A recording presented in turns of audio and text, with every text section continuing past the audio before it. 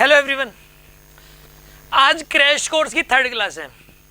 आज की क्लास के अंदर हम लोग स्ट्रेट लाइन मोशन को कंप्लीट करेंगे। ठीक है, स्ट्रेट लाइन मोशन ये अपने आप में एक इम्पॉर्टेंट टॉपिक है। ये जो टॉपिक है इसमें से डायरेक्ट क्वेश्चन भी आ जाता है और जो प्रोजेक्टाइल मोशन है वो भी इसके बगैर अच्छे से समझ नहीं आ पाएगा और इवन पूरी मैकेनिक्स उसी में इसकी ज़रूरत रहती है। ठीक है ना, तो स्ट्रेट लाइन मोशन को हम कंप्लीटली समझ रहे हैं और स्ट्रेट लाइन मोशन की बहुत सारी ऐसी ट्रिक्स भी देखेंगे। हाँ, मैं इतनी गारंटी दे रहा हूँ कि अगर आपको ये वाली क्लास समझ में आ गई और इससे इसकी जो डीपीपीज हैं, इसकी 3 डीपीपीज हैं, अगर आपने वो कर ली तो ऐसा हो नहीं सकता कि एग्जाम में क्वेश्चन आए और आपको गलत हो जाए। वो क्वेश्चन आपका पक्का ठीक होगा स्ट्रेट लाइन मोशन का। तो आपको आज की क्लास बड़ी ध्यान से समझनी है। ठीक है, शुरू करते हैं। देखिए, जो स्ट्रेट लाइन मोशन है इसको हम 2 पार्ट्स में डिवाइड कर सकते हैं। एक तो straight line motion on ground, यानी ग्राउंड के ऊपर स्ट्रेट लाइन मोशन होगी। दूसरा straight line motion under gravity, यानी कि अंडर ग्रेविटी ऐसे ग्राउंड के परपेंडिकुलर डायरेक्शन में ऐसे मोशन होगी। जैसे कि हमने एक बॉल को ऊपर फेंक दिया, ऊपर जाके नीचे आई वो, या फिर आपने छत से एक बॉल को छोड़ दिया तो वो सीधी नीचे आई। तो ये क्या है? Straight line motion under gravity है। और straight line motion on ground क्या चीज़ है? जैसे गाड़ी की, जैसे रोड है, रोड के ऊपर एक गाड़ी जा रही है, सीधी सीधी जा रही है वो, या फिर ज़्यादा बैक आ गई वो, लेकिन एक स्ट्रेट लाइन पाथ पर है, तो वो क्या है बताइए? Straight line motion on ground है। ये दोनों के कॉन्सेप्ट सेम ही है, ये दोनों अलग अलग नहीं है। इन दोनों में सेम फॉर्मूले लगेंगे, सेम। अगर आपको एक आ गया तो दूसरा ऑटोमेटिक आ जाएगा। समझ आ रही है बात आपको? तो हम प्रैक्टिस करते हैं इसकी। देखिए, स्ट्रेट लाइन मोशन के जितने भी क्वेश्चंस हैं उन क्वेश्चंस को सोल्व करने के लिए मेनली 4 इक्वेशन ऑफ मोशन होती हैं। 4 इक्वेशन। पहले तो आपको ये जो चारों की चारों इक्वेशंस हैं ये आपके माइंड में सेट होनी चाहिए। चारों की चारों इक्वेशंस, मैं इन चारों के नाम लिख रहा हूँ। सबसे देखो, चारों की चारों इक्वेशंस में लिख रहा हूँ। सबसे पहले होती है v = u + at। ठीक है, आप इसके अंदर क्रैश कोर्स की 3rd क्लास है और आप इसके ऊपर हेडिंग भी डाल सकते हैं, राइट। v = u + at, ये पहली इक्वेशन है। और दूसरी इक्वेशन है s = ut + ½ at², ये सेकंड इक्वेशन है। और थर्ड इक्वेशन है v² = u² + 2as। ठीक है ना, ये थर्ड इक्वेशन है। मैं पहले एक बार इन 3 इक्वेशंस के बारे में आपको बता दे रहा हूँ, फिर 4th इक्वेशन के बारे में डिस्कस करते हैं। देखिए, इसके अंदर u इनिशियल वेलोसिटी है, a एक्सेलरेशन है और t टाइम है, और v यहाँ पर फाइनल वेलोसिटी है, और s यहाँ पे डिस्प्लेसमेंट है। समझ आ रही है बात आपको? u क्या है यहाँ पर? Initial velocity. जब बॉडी ने, जब हमने ऑब्जर्वेशन शुरू की, जिस टाइम को हमने t = 0 माना, उस वाले टाइम की वेलोसिटी है u। ठीक है ना, और ये t टाइम बाद वेलोसिटी क्या हो जाएगी, यानी कि जो भी टाइम दिया है उस टाइम पे वेलोसिटी क्या हो जाएगी? v। और a क्या है यहाँ पर? एक्सेलरेशन है। और यहाँ पे जो s है, s यहाँ पे डिस्प्लेसमेंट है, डिस्टेंस नहीं है। कई सारे स्टूडेंट्स इसको डिस्टेंस सोचते हैं, but this is the displacement here, right. अब और यहाँ पे एक सोचने वाली बात ये कि एक्सेलरेशन यहाँ पे यूनिफॉर्म होगा तभी ये इक्वेशंस ऑफ मोशन लगेंगे। अगर एक्सेलरेशन नॉन यूनिफॉर्म हुआ तो ये वाली इक्वेशंस ऑफ मोशन नहीं लग पाएंगे। ठीक है, ये एक बहुत बड़ी कंडीशन होती है कि इन इक्वेशंस ऑफ मोशन को लगने के लिए एक्सेलरेशन का यूनिफॉर्म होना बहुत जरूरी है, राइट। अब देखिए 4th, इसके अंदर देखो आप, इसके अंदर इन सारे स्टूडेंट्स को ये वाली इक्वेशन ऑफ मोशन तो याद होती है, हर स्टूडेंट को याद होती है, किसी से पूछ लो आप। ठीक है ना, किसी भी स्टूडेंट को, जनरल कोई सिर्फ स्कूल में पढ़ा हुआ स्टूडेंट है, उसको भी मतलब तुरंत बता देगा तीनों equations of motion. But problem कहाँ है कि ये वाली इक्वेशन कहाँ पर लगाएं, कौन सी इक्वेशन कहाँ पर लगाएं, ये नहीं पता होता। जैसे कि फर्स्ट इक्वेशन है, ये कहाँ पर लगाएं? मैं आपको इसका तरीका बता रहा हूँ। देखिए, यहाँ पर अक्सर सभी क्वेश्चंस के अंदर, अक्सर सभी क्वेश्चंस में u और a तो गिवन होगा, u और a गिवन होगा। तो यहाँ पे u तो कांस्टेंट जो दे दिया वो दे दिया, a यूनिफॉर्म है जो दे दिया वो दे दिया। ठीक है ना, लेकिन यहाँ पे टाइम के साथ साथ v बदलेगा, टाइम के साथ साथ v बदलेगा। अगर टाइम की कोई भी वैल्यू पुट करोगे तो उसकी कोरस्पॉन्डिंग v आ जाएगा, और कोई v की वैल्यू पुट करोगे तो उसकी कोरस्पॉन्डिंग t निकल के आ जाएगा। ये वाली जो इक्वेशन है ना, इसको vt रिलेशन बोलते हैं। क्या बोलते हैं इसको बताइए? vt रिलेशन, यानी कि वेलोसिटी टाइम के अंदर रिलेशन है, u और a कांस्टेंट है। अगर टाइम की वैल्यू पुट करोगे तो v आ जाएगा, v पुट करोगे तो t आ जाएगा। ठीक है ना, और ये वाली जो इक्वेशन है ये st रिलेशन है। हाँ जी, ये वाली इक्वेशन क्या बताइए? यहाँ पर ये st रिलेशन है, डिस्प्लेसमेंट टाइम रिलेशन है। अगर टाइम पुट करोगे तो डिस्प्लेसमेंट आ जाएगी, कोई भी डिस्प्लेसमेंट पुट करोगे तो टाइम निकल के आ जाएगा। और ये वाली इक्वेशन है, ये vs रिलेशन है, यानी कि अगर कोई भी ये कहोगे आप कि इतनी डिस्प्लेसमेंट करने के बाद कितनी वेलोसिटी हो जाएगी, या इतनी वेलोसिटी कितनी डिस्प्लेसमेंट के बाद होगी, तो ये वाली इक्वेशन ऑफ मोशन, ये वाली इक्वेशन लगेगी ऐसे के इसके अंदर, यानी कि vs रिलेशन है ये। तो याद करना आपको, पहली इक्वेशन कौन सी, पहली जो इक्वेशन है वो कौन सा रिलेशन है? vt relation, velocity time relation है ये vt रिलेशन। जो दूसरी इक्वेशन है वो क्या बताइए? st रिलेशन है, डिस्प्लेसमेंट टाइम रिलेशन है। और जो थर्ड इक्वेशन है वो क्या बताइए? ये vs रिलेशन है, वेलोसिटी डिस्प्लेसमेंट रिलेशन है। हाँ जी, आपको बात समझ में आ गई होगी। कोई डाउट है किसी के मन में, कोई प्रॉब्लम? अच्छा, अब सुनिए, अब उसके बाद का डिस्कशन करते हैं हम लोग। यहाँ पे उसके बाद के डिस्कशन के अंदर फोर्थ इक्वेशन मैंने आपको बताया था कि फोर्थ इक्वेशन क्या होती है। फोर्थ इक्वेशन होती है S N is equals to U plus A by two into 2n-1, ठीक है ना। यानी कि इसके अंदर u और a तो कांस्टेंट है, n की कोई भी वैल्यू पुट करोगे तो उसके कोरस्पॉन्डिंग डिस्प्लेसमेंट क्या होगी ये पता लग जाएगा, ठीक है। u और a तो कांस्टेंट है, जैसे कि आपने इसमें n की वैल्यू 4 पुट करी, तो अगर 4 पुट की तो इसका मतलब 4th सेकंड में कितनी डिस्प्लेसमेंट होगी ये पता लग जाएगा। इसके अंदर ये भी डिस्प्लेसमेंट निकालने के लिए इसमें t की वैल्यू 4 पुट करोगे तो 0 से लेके 4 तक पहली 4 सेकंडों में कितनी डिस्प्लेसमेंट होगी ये पता लग जाएगा इस इक्वेशन से। तो और इसमें n की वैल्यू 4 पुट करोगे तो सिर्फ चौथी सेकंड में कितनी डिस्प्लेसमेंट होगी ये पता लग जाएगा आपको। समझ में आ गया ना आपको? इसमें और इसमें डिफरेंस है, इसमें और इसमें डिफरेंस है। इसमें t की वैल्यू 8 पुट करोगे तो पहली 8 सेकंडों में यानी कि 0 से लेके 8 तक कितनी डिस्प्लेसमेंट होगी आपको ये पता लग जाएगा। लेकिन अगर इसके अंदर n की वैल्यू 8 पुट करोगे तो आपको सिर्फ और सिर्फ 8वीं सेकंड में जो डिस्प्लेसमेंट होगी वो पता लगेगा। हाँ जी, बात समझ में आ गई होगी आपको? ओके, ये वाली जो चारों इक्वेशंस ऑफ मोशन होगी और ये किस केस में क्या लगेगा ये आपको पता लग गया, ठीक है ना। ए यहाँ पे ये इक्वेशंस ऑफ मोशन तभी लग पाएंगी जब एक्सेलरेशन यूनिफॉर्म हो और इसके अंदर जो है एस यहाँ पे डिस्प्लेसमेंट है ना कि डिस्टेंस है, राइट। अब देखिए मैं आपको जो है इसके अंदर एक तो सिंपल से क्वेश्चंस करवाता हूँ, ठीक है ना, ताकि आपको इनकी प्रैक्टिस हो जाए। ओके, सबसे पहला एग्जांपल मान लिया जाए कि यहाँ पे जैसे कि एक गाड़ी है, जैसे इसकी ये सब आता है आपको वे, लेकिन मैं फिर भी एक फॉर्मेलिटी के लिए स्टार्टिंग है तो 0 से शुरू करना तो इसको हम बताना पड़ेगा। इनिशियल वेलोसिटी मान लिया जाए 0 है, ठीक है ना। देखिए जो मैं स्ट्रेट लाइन मोशन आपको पढ़ाऊंगा अभी 0 से लेके हाई लेवल तक लेके जाएंगे, सारी ट्रिक्स सारे आइडियाज जो कॉन्सेप्ट्स हैं सारा कुछ आज ही क्लास में बताया जाएगा आपको, ठीक है ना। अभी शुरुआत में ये थोड़ा सा 0 लेवल चल रहा है, राइट। एक मान लो एक बॉडी है, जैसे उसकी इनिशियल वेलोसिटी सपोज दे दी गई 40 मीटर पर सेकेंड, ठीक है, और एक्सेलरेशन दे दिया मान लो 10 मीटर पर सेकेंड स्क्वायर। ओके, और ये कह दिया इस केस के अंदर कि ये जो बॉडी है इसकी after time 4 second, after 4 seconds find v and s, velocity और डिस्प्लेसमेंट बताइए, ठीक है। इसकी वेलोसिटी कितनी हो जाएगी और यहाँ से लेके यहाँ तक की डिस्प्लेसमेंट कितनी हो जाएगी, ठीक है ना, 4 सेकंडों में। यहाँ से लेके यहाँ तक देखो इनिशियल वेलोसिटी 40, एक्सेलरेशन दिया 10, और ये पूछा है कि 4 सेकंडों के बाद वेलोसिटी कितनी हो जाएगी इसकी और 4 सेकंड में ये कितनी डिस्प्लेसमेंट ट्रैवल कर लेगी ये आपको बताना है, ठीक है। देखो स्टार्ट करते हैं। देखो इसमें u गिवन है और एक्सेलरेशन भी गिवन है। मैंने कहा था कि लगभग हर क्वेश्चन में इनिशियल वेलोसिटी और एक्सेलरेशन गिवन होता है, राइट। अब इसने टाइम दे दिया और टाइम देके वेलोसिटी पूछ रहा है, फाइनल वेलोसिटी। अगर टाइम देके फाइनल वेलोसिटी पूछ रहा है तो आप ही बताइए कौन सी इक्वेशन ऑफ मोशन लगनी चाहिए। टाइम देके फाइनल वेलोसिटी पूछेगा तो फर्स्ट इक्वेशन ऑफ मोशन लगनी चाहिए। समझ में आ रही है ना बात आपको? तो इसके अंदर फर्स्ट इक्वेशन ऑफ मोशन लगेगी v is equals to u plus at। v की वैल्यू में निकालनी है, u की वैल्यू 40, एक्सेलरेशन की वैल्यू 10 और टाइम की वैल्यू 4 सेकंड सोल्व कर लेना। मुझे तो सिर्फ और सिर्फ इक्वेशन को आइडेंटिफाई करने के लिए ये किया था मैंने। अब आपसे ये पूछा गया कि डिस्प्लेसमेंट बताइए 4 सेकंडों में कितनी होगी। अगर 4 सेकंडों में डिस्प्लेसमेंट पूछी है, इसने टाइम दिया है और डिस्प्लेसमेंट पूछी है, समझो आप, इसने टाइम दिया है और डिस्प्लेसमेंट पूछी है, तो ये बताइए डिस्प्लेसमेंट और टाइम रिलेशन, ये सेकंड इक्वेशन ऑफ मोशन है, यानी कि सेकंड इक्वेशन ऑफ मोशन लगेगी इसके अंदर। s equal to ut plus half at square लगेगा, ut प्लस में हाफ at स्क्वायर लगेगा। u की वैल्यू यहाँ पे, u की वैल्यू बताइए यहाँ पे 40 आएगी, टाइम की वैल्यू यहाँ पे 4 आएगा, प्लस हाफ एक्सेलरेशन की वैल्यू। यहाँ पे प्लस क्यों आया पता है आपको? यहाँ पे प्लस इसलिए आया है क्योंकि वेलोसिटी और एक्सेलरेशन सेम डायरेक्शन में है।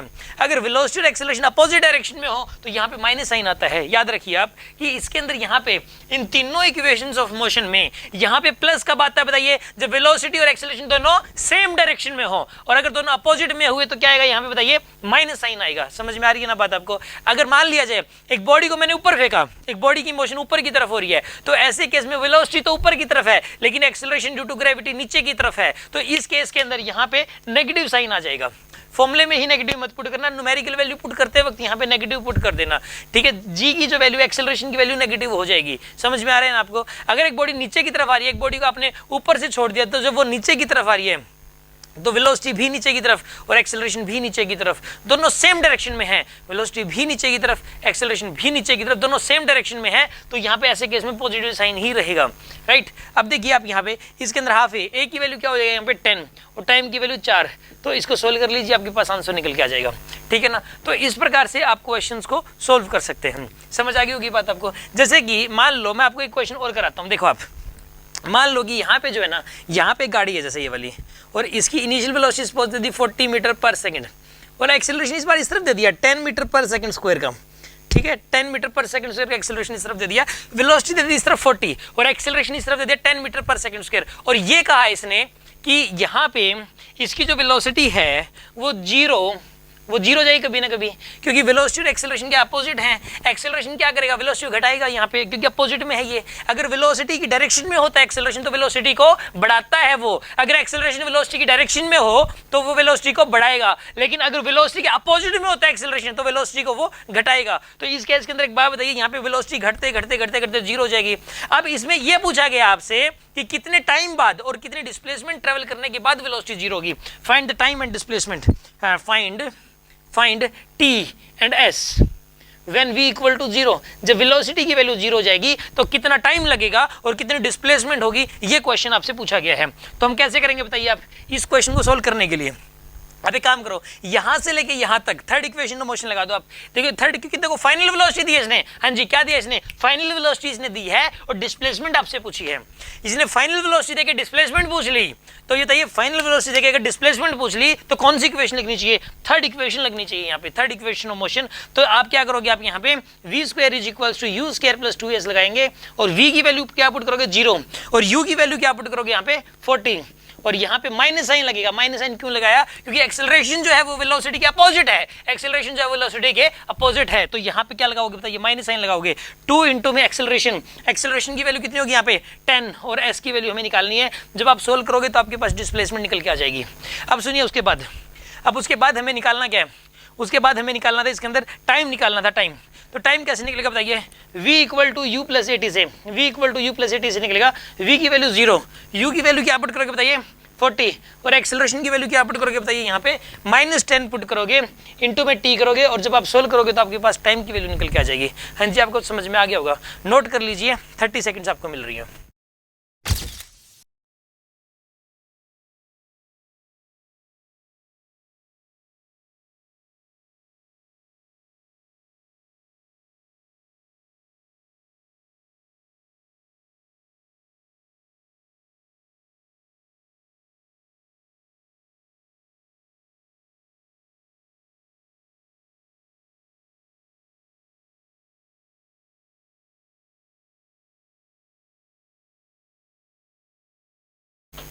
अब सुनिए मैं आपको एक इंपॉर्टेंट कॉन्सेप्ट और पढ़ा रहा हूँ।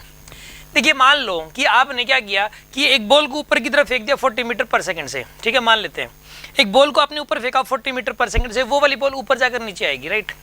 आप मुझे एक बात बताइए, ऊपर जाने पे उसकी स्पीड घटेगी, मानते हो ना। ऊपर जाने पर एक बॉल को आपने ऊपर की तरफ फेंका 40 मीटर पर सेकंड से, तो ऊपर जाने पर उसकी वेलोसिटी घटेगी, घटते घटते घटते घटते जीरो हो जाएगी और फिर उसके बाद वो नीचे आएगी, उसकी वेलोसिटी बढ़ती बढ़ते बढ़ते बढ़ते मैक्सिमम हो जाएगी। समझ आ रही है ना बात आपको। अब सुनो, इसकी वेलोसिटी ऊपर जाने पे घट क्यों रही है, पहले तो ये बताओ ऊपर जाने पे घट क्यों रही है, क्योंकि एक्सेलरेशन ड्यू टू ग्रेविटी नीचे की तरफ है और वो एक्सेलरेशन अगर नीचे की तरफ है और वेलोसिटी ऊपर की तरफ है तो इससे वेलोसिटी घटेगी और घटते घटते जीरो हो जाएगी। जब वो नीचे आएगी तो नीचे जाने पे वेलोसिटी नीचे की तरफ है और एक्सेलरेशन भी नीचे की तरफ है, दोनों नीचे की तरफ है, तो एक्सेलरेशन क्या होगा, एक्सेलरेशन वेलोसिटी को बढ़ाएगा नीचे की तरफ। समझ में आ रहा है ना आपको। अच्छा एक बात बताओ, एक्सेलरेशन ड्यू टू ग्रेविटी कितना होता है, चलो ये बताओ एक्सेलरेशन ड्यू टू ग्रेविटी, हाँ जी कितना होता है, कमेंट करो कितना होता है acceleration due to gravity. 10, yes 10 metre पर सेकंड स्क्वायर होता है, राइट। अब देखिए अब 10 मीटर पर सेकंड स्क्वायर होता है एक्सेलरेशन ड्यू टू ग्रेविटी। इसका मतलब क्या है कि वेलोसिटी जब बॉडी ऊपर जा रही होगी तो उसकी वेलोसिटी हर सेकंड में 10 मीटर पर सेकंड से घटेगी, हर एक सेकंड में उसकी वेलोसिटी 10 मीटर पर सेकंड कम हो जाएगी। जैसे कि बॉडी को आपने ऊपर की तरफ फेंका है ना 40 मीटर पर सेकंड से, तो उसकी वेलोसिटी एक सेकंड बाद हो जाएगी 30 मीटर पर सेकंड, फिर एक सेकंड बाद हो जाएगी 20 मीटर पर सेकंड, फिर एक सेकंड बाद हो जाएगी 10 मीटर पर सेकंड और फिर एक सेकंड बाद हो जाएगी 0। और जब वो नीचे आएगी तो नीचे आने पे उसकी वेलोसिटी हर सेकंड में 10 मीटर पर सेकंड बढ़ेगी, यानी कि एक सेकंड बाद 10 मीटर पर सेकंड। ऊपर से छोड़ दिया आपने, अगर आप किसी बॉडी को अपने मतलब कुतुब मीनार पे चढ़ के एक बॉल को छोड़ देते हो तो एक सेकंड बाद उसकी वेलोसिटी 10 मीटर पर सेकंड, 2 सेकंड बाद 20 मीटर पर सेकंड, 3 सेकंड बाद 30 मीटर पर सेकंड। समझ में आ रहा है ना आपको। देखिए मैं आपको बताता हूँ, सुनो एक बॉडी को मान लिया जाए आपने जैसे कि फेंका था, सपोज मैं यहाँ पे ड्रॉ करके 40 मीटर पर सेकंड से आपने एक बॉडी को फेंका, ठीक है। अब एक बात बताओ, इसकी जो स्पीड है वो कितनी हो जाएगी एक सेकंड बाद, 30 मीटर पर सेकंड हो जाएगी एक सेकंड के बाद। फिर एक सेकंड बाद कितनी हो जाएगी बताइए इसकी स्पीड हो जाएगी 20 मीटर पर सेकंड, एक सेकंड बाद ये हो जाएगी। फिर कितनी हो जाएगी बताइए इसकी स्पीड 10 मीटर पर सेकंड हो जाएगी एक सेकंड के बाद, और फिर एक सेकंड के बाद इसकी स्पीड क्या हो जाएगी बताइए 0। और फिर उसके बाद नीचे आएगी और इसकी स्पीड कितनी हो जाएगी फिर से 10 मीटर पर सेकंड, और फिर 1 सेकंड बाद इसकी स्पीड कितनी होगी बताइए 20 मीटर पर सेकंड हो जाएगी इसकी स्पीड, और उसके बाद 1 सेकंड बाद बताइए कितनी हो जाएगी 30 मीटर पर सेकंड हो जाएगी इसकी स्पीड, और फिर 1 सेकंड बाद इसकी स्पीड बताइए कितनी हो जाएगी 40 मीटर पर सेकंड हो जाएगी। समझ आ रहा है ना आपको? ये वाला जो टाइम है, जिस टाइम पे आपने बॉल को फेंका, मान लेते हैं इस टाइम को t=0 बोलते हैं। जिस टाइम पर बॉल को आपने फेंका है उस वाले टाइम को हम t=0 मान लेते हैं, ठीक है। और जी यहाँ पे जो ये वाला टाइम है, इस वाले टाइम को बोल देते हैं t=1, और इस वाले टाइम को बोल लेते हैं हम t=2, और इस वाले टाइम को बोल देते हैं हम लोग t=3, और ये वाला जो टाइम है दिस इज t=4, ये वाला जो टाइम है दिस इज t=5, और ये वाला टाइम है t=6, और ये वाला टाइम कौन सा बताइए t=7, और ये वाला टाइम कौन सा बताइए t=8। हाँ जी, समझ आ रही ना बात आपको? अब देखिए आप यहाँ पर सबसे पहली बात तो ये है कि ऊपर जाने पर हर सेकंड में बस स्पीड 10 मीटर पर सेकंड से कम हो रही है। पहले तो ये बात दिमाग में सेट करनी है। दूसरी बात ये है कि इसके अंदर जो है ना time of ascent is equal to time of descent है, मतलब ऊपर जाने का टाइम और नीचे आने का टाइम दोनों बराबर होते हैं। और तीसरी बात ये है कि जिस स्पीड से आपने बॉल को ऊपर की तरफ फेंका है उसी स्पीड से वो पहुंचेगी, लेकिन एयर नहीं होनी चाहिए, राइट। यहाँ पे जो पूरी मैकेनिक्स बनाई गई है, मैं आपको जो कुछ भी पढ़ाऊंगा मैकेनिक्स में, वो एयर को एब्सेंट मान के पढ़ाऊंगा कि एयर है ही नहीं। समझ आ रही ना बात आपको? एयर है ही नहीं, एयर को एब्सेंट मान के पढ़ाएंगे आपको। एयर है नहीं, न्यूटन ने सारी मैकेनिक्स एयर को एब्सेंट मान के ही बनाई थी। अच्छा अब सुनिए, आपको मैं बता रहा हूँ अभी अगली बात कि इसके अंदर जो है ना यहाँ पर क्या होता है कि ऊपर जाने, इसमें ऐसे केस में क्या होगा कि जिस स्पीड से आपने बॉल को ऊपर फेंका है, जैसे कि मान लो कि मैंने एक बॉल को यहाँ से फेंका 100 मीटर पर सेकंड से, तो ऊपर जाके जब वो नीचे आएगी तो 100 मीटर पर सेकंड से ही पहुंचेगी। समझ में आ रही है ना बात आपको? यानी कि velocity of projection is equal to velocity of strike, ऐसा होता है, ठीक है ना। एक स्टूडेंट बोलता है कि सर एक बार फिर तो इसका मतलब ये हुआ कि हम ऊपर की तरफ फायरिंग कर दें अगर बंदूक से, तो मान लो गोली निकली ऊपर की तरफ 200 मीटर पर सेकंड से, 200 मीटर पर सेकंड से निकली, तो सर अगर आप देखो तो ये कहते हो कि स्ट्रेट लाइन पाथ पे चलती है। ये वाला जो रास्ता है ना, ये तो मैंने क्यों बना दिया ऐसा, क्योंकि मैं अपवर्ड मोशन को डाउनवर्ड मोशन को अलग से, मतलब अलग से ऑब्जर्व करना चाह रहा था। अलग ही आएगी तो उसी रास्ते से वो, अगर कोई बॉडी ऊपर की तरफ स्ट्रेट लाइन पाथ पे गई है तो उसी रास्ते से वो आती है वापस। ऐसा कभी नहीं होता कि ऐसे घूम के आएगी, वो तो तब आती है ऐसे घूम के जब आप ऐसे एंगल पे फेंकोगे, स्ट्रेट लाइन नहीं फेंक रहे आप उसको। समझ में आ रही ना बात आपको? तो एक स्टूडेंट ने क्या बोला कि 200 मीटर पर सेकंड से आपने फायरिंग की, तो वो वाली जो गोली है वो ऊपर जाके नीचे आएगी उसी रास्ते से, और आगे ना मतलब वापस डल जाएगी बंदूक में, और 200 की स्पीड से निकली थी ना, 200 की स्पीड से ही अंदर जाएगी। इसका मतलब तो हाँ जी ऐसा होता अगर एयर ना होती, पहली बात तो ये। और दूसरी बात, वो फायरिंग बिल्कुल सीधे होती है, उस टाइम बंदूक जो है बिल्कुल सीधी रहती, तो ऐसे केस में ऐसा जरूर हो जाएगा। समझ में आ रही है ना बात आपको? अच्छा अब सुनो, अब देखिए आपको मैं अगली बात बता रहा हूँ कि आपको एक बात समझ आ गई कि यहाँ पे इसके अंदर जो ना हर सेकंड में ऊपर जाने पे 10 मीटर पर सेकंड स्पीड घटती है और नीचे आने पे 10 मीटर पर सेकंड बढ़ती है। अब इस कॉन्सेप्ट का यूज करके मैं आपसे कुछ क्वेश्चन पूछ रहा हूँ, इसका जवाब देना। मान लीजिए कि मैं एक बॉडी को ऊपर की तरफ फेंकता हूँ 80 मीटर पर सेकंड से। हाँ जी, कितनी स्पीड से फेंका मैंने? 80 मीटर पर सेकंड से। ये बताइए इसका जो टाइम ऑफ फ्लाइट है वो कितना हो जाएगा? What is it's time of flight? इसका आंसर पता है क्या आएगा? अगर आपने 80 मीटर पर सेकंड से फेंका है ना, तो इसका टाइम ऑफ फ्लाइट आएगा 16 सेकंड। हाँ जी, सोचो कैसे आएगा 16 सेकंड? हाँ जी, टाइम ऑफ फ्लाइट देखिए आप 80 मीटर पर सेकंड से अगर आपने फेंका है 80 मीटर पर सेकंड से, तो अगर इसकी स्पीड 0 करनी है, 80 से 0 करनी है, तो 8 सेकंड लगेंगे। अगर बॉडी को आपने 80 मीटर पर सेकंड से फेंका है तो 1 सेकंड बाद 70, फिर 1 सेकंड बाद 60, फिर 1 सेकंड बाद 50, फिर 1 सेकंड बाद 40, फिर 1 सेकंड बाद 30, फिर 1 सेकंड बाद 20, फिर 1 सेकंड बाद 10, फिर 1 सेकंड बाद 0। यानी कि 80 से 0 होने में 8 सेकंड लगे हैं। 80 से 0 होने में कितना टाइम लगा? 8 सेकंड। और जितना टाइम ऊपर जाने में लगता है ठीक उतना ही टाइम नीचे आने में लगता है। तो टोटल टाइम ऑफ फ्लाइट कितना हो गया बताइए? यहाँ पे 16 सेकंड हो गया। अब मैं आपसे क्वेश्चन पूछ रहा हूँ, इस क्वेश्चन का जवाब जी कमेंट में देंगे आप नीचे, ठीक है ना। मैं क्वेश्चन पूछ रहा हूँ आपसे, ये बताइए एक बॉडी को ऊपर की तरफ फेंका गया 60 मीटर पर सेकंड से, 60 मीटर पर सेकंड से फेंका गया, इसका टाइम ऑफ फ्लाइट बताइए आप कितना हो जाएगा? हाँ जी, इसका आंसर क्या होना चाहिए बताइए आप? अगर एक बॉडी को 60 मीटर पर सेकंड से ऊपर फेंका गया है, 60 मीटर पर सेकंड से, इसको ऊपर जाकर नीचे आने में टोटल टाइम कितना लगेगा, यानी कि टाइम ऑफ फ्लाइट कितना होगा? हाँ जी बताइए आप। हाँ जी, आपको आंसर लिखना है, इसका टाइम ऑफ फ्लाइट कितना होना चाहिए? इसका आंसर आएगा 12 सेकंड्स। हाँ जी, क्या आंसर आना चाहिए इसका बताइए? 12 सेकंड्स आंसर आना चाहिए। कैसे है 12 seconds?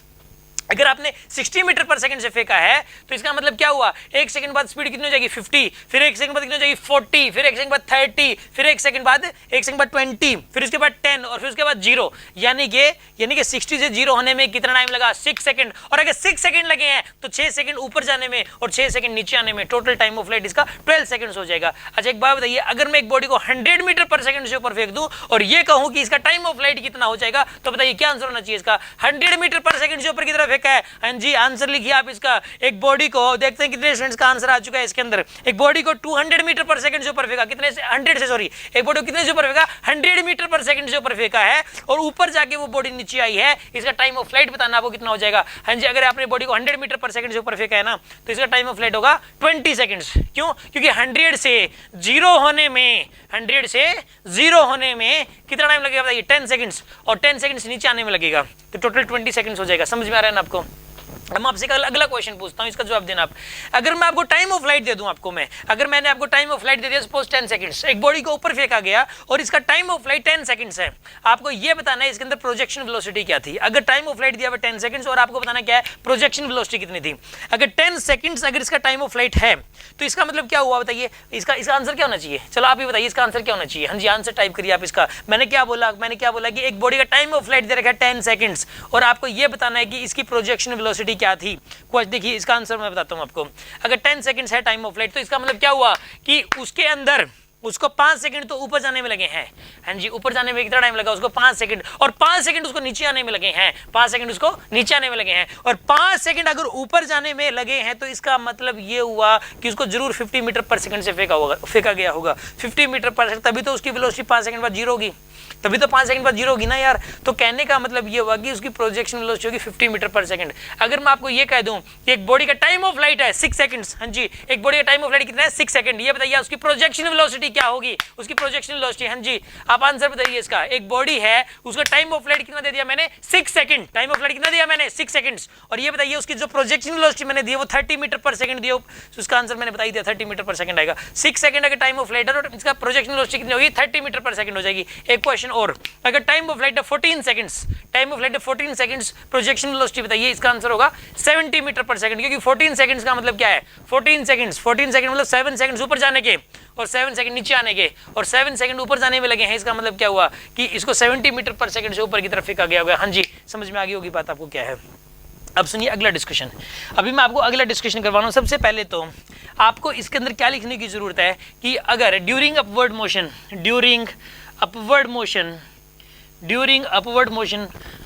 velocity decreases by 10 meter per second in every 1 second. Velocity decreases by 10 meter per second in every 1 second. In every 1 second, हर एक सेकंड में velocity decrease हो जाती है. And during downward motion velocity increases by 10 meter per second. Velocity increases by 10 meter per second in every 1 second. In every 1 second. हाँ जी, समझ में आ रहा है कि नहीं आ रहा आपको?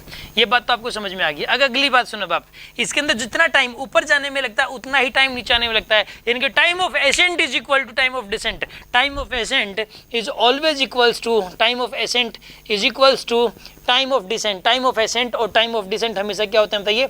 इक्वल होते हैं। और अगली बात सुनिए आप इसके अंदर कि इसके अंदर जो प्रोजेक्शन वेलोसिटी है इसकी, वही वेलोसिटी ऑफ स्ट्राइक होगी। Projection velocity is equal to velocity of strike. Velocity of projection is equals to velocity of strike is equals to velocity of strike। हाँ जी, बात समझ में आ गई होगी आपको? हाँ जी, कोई प्रॉब्लम है किसी के मन में? ठीक है, आप इसको नोट कर लीजिए। 20 सेकंड्स।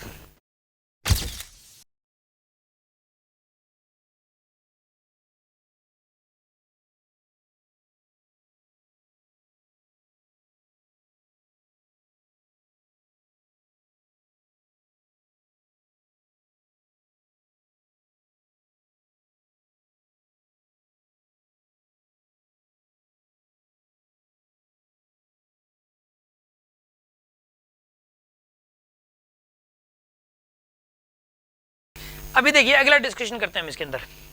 आप एक बात बताइए, यहाँ पे इसके अंदर इस लेवल पे बॉल 2 बार दी, एक तो t=1 पर और एक t=7 पर था। एक बार t=1 और एक t=7, इन दोनों को ऐड कर दीजिए, कितना आएगा? 8। और टाइम ऑफ फ्लाइट भी कितना है इसका? 8। टाइम ऑफ फ्लाइट भी 8। और इस पर्टिकुलर लेवल पे बॉल 2 अलग अलग टाइमिंग पे है, अगर इन दोनों टाइमिंग को जोड़ दे तो भी टाइम ऑफ फ्लाइट आ जाता है। ठीक है ना? इस लेवल पे बॉल 2 बार है, एक तो 2 पर और एक 6 पे। t=2 पे और t=6 पे, इन दोनों को ऐड करो, कितना आएगा? 8। और टाइम ऑफ फ्लाइट भी कितना है? 8। इस लेवल पे बॉल 2 बार है, 3 पे और 5 पे। 3 पे और 5 पे, इन दोनों टाइमिंग को ऐड करो, कितना बनेगा? 8। इसका मतलब टाइम ऑफ फ्लाइट भी कितना है यहाँ पे? 8। इसका मतलब क्या हुआ कि अगर किसी बॉल को ऊपर फेंक दिया जाए और ऊपर जाके वो नीचे आती है तो एक पर्टिकुलर लेवल पे वो दो अलग अलग टाइमिंग पे होती है, दो और टाइमिंग काउंटिंग यहाँ से शुरू होगी, टाइम की काउंटिंग यहाँ से शुरू होगी, तो वो पर्टिकुलर लेवल पे दो अलग अलग टाइमिंग पे होती है, एक बार तो ऊपर जाते वक्त, एक बार नीचे आते वक्त। और अगर इन दोनों टाइमिंग को ऐड कर दिया जाए, then we will get the total time of flight, then we get the total time of flight. समझ में आ गई होगी बात आपको। जैसे कि मान लिया जाए कि यहाँ पे सपोज यहाँ पे मैंने एक बॉल को ऊपर फेंका और ऊपर जाके नीचे आई है, और मैं कह दूं कि यहाँ पे दो बार है, एक तो T1 टाइम पे और एक T2 टाइम पे, और मैं ये कह दूं कि इसमें टाइम ऑफ फ्लाइट बताइए इसका। हाँ जी, टाइम ऑफ फ्लाइट कितना आएगा इसका, T1 प्लस T2। हाँ जी, टाइम ऑफ फ्लाइट कितना आएगा बताइए इसका, T1 प्लस T2 के बराबर। बात समझ में आ गई होगी आपको। यहाँ पे बॉल इस पर्टिकुलर लेवल पे दो बार है, T1 और T2 पे, इन दोनों को ऐड कर दोगे टाइम ऑफ फ्लाइट आ जाएगा। अब मैं आपसे क्वेश्चन पूछता हूँ, ये बताइए आप मुझे कि एक बॉल को ऊपर फेंका गया, ऊपर जाके नीचे आई, ये इस लेवल पे दो बार है, T=4 पे और T=10 पे, T=4 पे और T=10 पे। ये बताइए टाइम ऑफ फ्लाइट कितना होगा इसका, 14 सेकंड। कितना होगा, 14 सेकंड्स। और इसकी प्रोजेक्शन वेलोसिटी बताओ कितनी होगी। हाँ जी, इसकी प्रोजेक्शन वेलोसिटी कितनी होगी बताइए। अगर इसका टाइम ऑफ फ्लाइट 14 सेकंड्स है तो इसका मतलब ये हुआ कि 7 सेकंड ऊपर जाने में लगेंगे और 7 सेकंड नीचे आने में लगेंगे, तो इसका मतलब इसकी प्रोजेक्शन वेलोसिटी जरूर 70 मीटर पर सेकंड रही होगी। समझ में आ गया होगा आपको। अब मैं आपसे क्वेश्चन पूछता हूँ, हाँ जी, आपको ये वाला जो आंसर है इसका वो कमेंट बॉक्स में देना है, ठीक है। देखते हैं कितना जल्दी कौन देता है इसका आंसर। एक बॉडी है, उसको ऊपर फेंका गया, ऊपर जाके वो नीचे आती है, राइट, ओके। इस लेवल पे दो बार है, T=6 पे और T=12 पे। Find projection velocity. Projection velocity क्या होगी, क्वेश्चन क्या है कि एक बॉल को ऊपर फेंका गया, ऊपर जाके नीचे आई, इस पर्टिकुलर लेवल पे दो बार है, T=6 पे और T=12 पे, T=6 पे और T=12 पे। आपको प्रोजेक्शन वेलोसिटी बतानी है कितनी होगी। हाँ जी, प्रोजेक्शन वेलोसिटी बताइए कितनी होगी इसकी। यहाँ पे T=6 और T=12, total time of flight कितना हो जाना चाहिए, 18 सेकंड। 18 सेकंड आएगा, क्योंकि मैंने क्या बताया था कि एक पर्टिकुलर लेवल पे दो अलग अलग टाइमिंग पे होती है, उन दोनों को अगर ऐड करते हैं तो टोटल टाइम ऑफ फ्लाइट आ जाता है। तो 6 और 12 इन दोनों को अगर आप ऐड कर दोगे तो कितना बनेगा, 18। तो इसका मतलब टाइम ऑफ फ्लाइट भी कितना है इसके अंदर, 18 सेकंड है टाइम ऑफ फ्लाइट।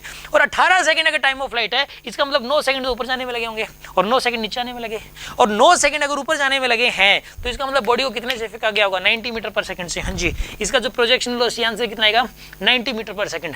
गुड।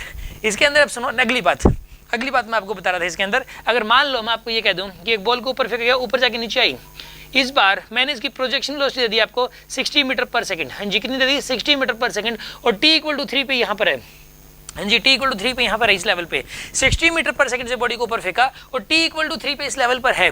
इसी लेवल पे दोबारा से किस टाइम पर होगी आपको ये बताना है। इसी लेवल पे दोबारा से किस टाइम पे होगी ये आपको बताना है। 60 मीटर पर सेकंड से अगर फेंका गया है तो हाँ जी, ये बताइए आप, अगर 60 मीटर पर सेकंड से फेंका गया है तो 6 सेकंड ऊपर जाने के, 6 सेकंड ऊपर जाने के और 6 सेकंड नीचे आने के, टोटल टाइम ऑफ फ्लाइट कितना होगा, 12 second. Total time of flight कितना होगा इसका बताइए, 12 सेकंड्स। और यहाँ पे T=3 पे है तो यहाँ पे 12 में से 3 घटाइए, कितना आ जाएगा, 9, यानी कि T=9 पर इसी लेवल पे दोबारा से होगी, T=9 पे। हाँ जी, बात समझ में आई कि नहीं आई, T=9 पे इसका आंसर था T=9। अच्छा, अब सुनो अगली बात। देखिए आप यहाँ पे इस लेवल पे, एक तो ये बात आपको पता लग गई इसके अंदर कि एक पर्टिकुलर लेवल पे अलग अलग दो टाइमिंग पे होती है, अगर उन दोनों को ऐड कर दो टाइम ऑफ फ्लाइट आ जाएगा। ये मैंने समझाने की कोशिश की इस वाले पोर्शन में, ठीक है। अब सुनो अगली बात, अगला कॉन्सेप्ट मैं समझा रहा हूँ आपको। इस लेवल पे बॉल दो बार है, ऊपर जाते वक्त भी वेलोसिटी 20 और नीचे आते वक्त भी वेलोसिटी 20। मानते हो कि नहीं मानते। इस लेवल पे बॉल दो बार है, यहाँ पे ऊपर जाते वक्त वेलोसिटी 10 और नीचे आते वक्त भी वेलोसिटी 10। इस लेवल पे बॉल दो बार है, ऊपर जाते वक्त वेलोसिटी 30 और नीचे आते वक्त भी वेलोसिटी 30। मतलब ये हुआ कि जब भी आप किसी बॉडी को ऊपर की तरफ फेंकते हो और ऊपर जाके वो नीचे आती है, तो जब वो पर्टिकुलर लेवल पर होती है तो उसकी जो वेलोसिटी होती है वो दोनों बार सेम होती है, ऊपर जाते वक्त भी और नीचे आते वक्त भी सेम होती है। यानी कि at a particular height velocity in the upward direction, यानी कि speed in the upward direction is equal to speed in the downward direction. मैंने वेलोसिटी वर्ड इसलिए यूज नहीं किया कि उसमें डायरेक्शन इंक्लूड हो जाती है, ठीक है ना। यहाँ पे speed in the upward direction is equal to speed in the downward direction at a particular level, at a particular height. समझ में आ रही है ना बात कि नहीं आ रही समझ में आपको। यानी कि आप इसमें लिख सकते हो at a particular height, at a particular height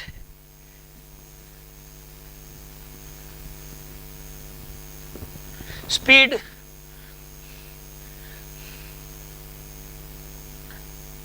in upward direction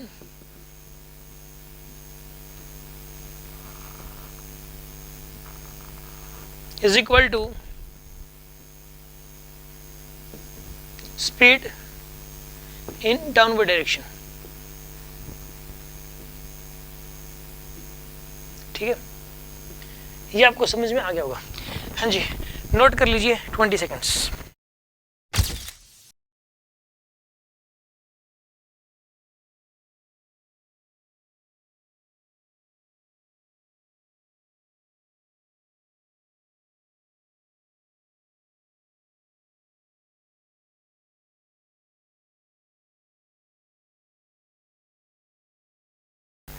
अभी देखिए उसके बाद मैं आपको एक कॉन्सेप्ट और सिखा रहा हूँ।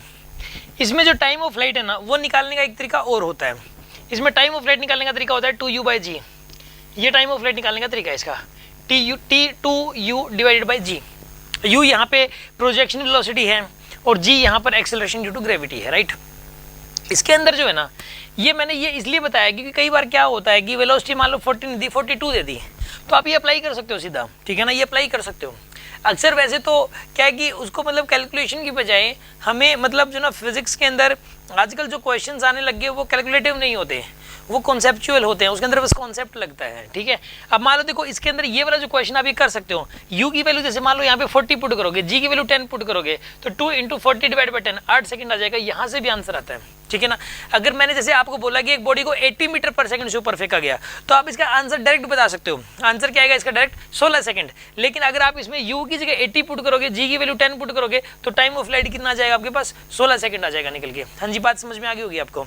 अच्छा आप सुनो अगली बात, ये आपके पास टाइम ऑफ फ्लाइट आ गया, टाइम ऑफ फ्लाइट का फॉर्मूला आ गया 2u/g। अब मैं आपको एक अगली कॉन्सेप्चुअल बात बता रहा हूँ कि अगर देखो t = 1 एक इंस्टेंट का नाम है, t = 2 एक इंस्टेंट का नाम है, 0 से 1 एक टाइम इंटरवल का नाम है। हाँ जी, 0 से 1 का एक टाइम इंटरवल का नाम, 1 से 2 एक टाइम इंटरवल का नाम है, ठीक है ना।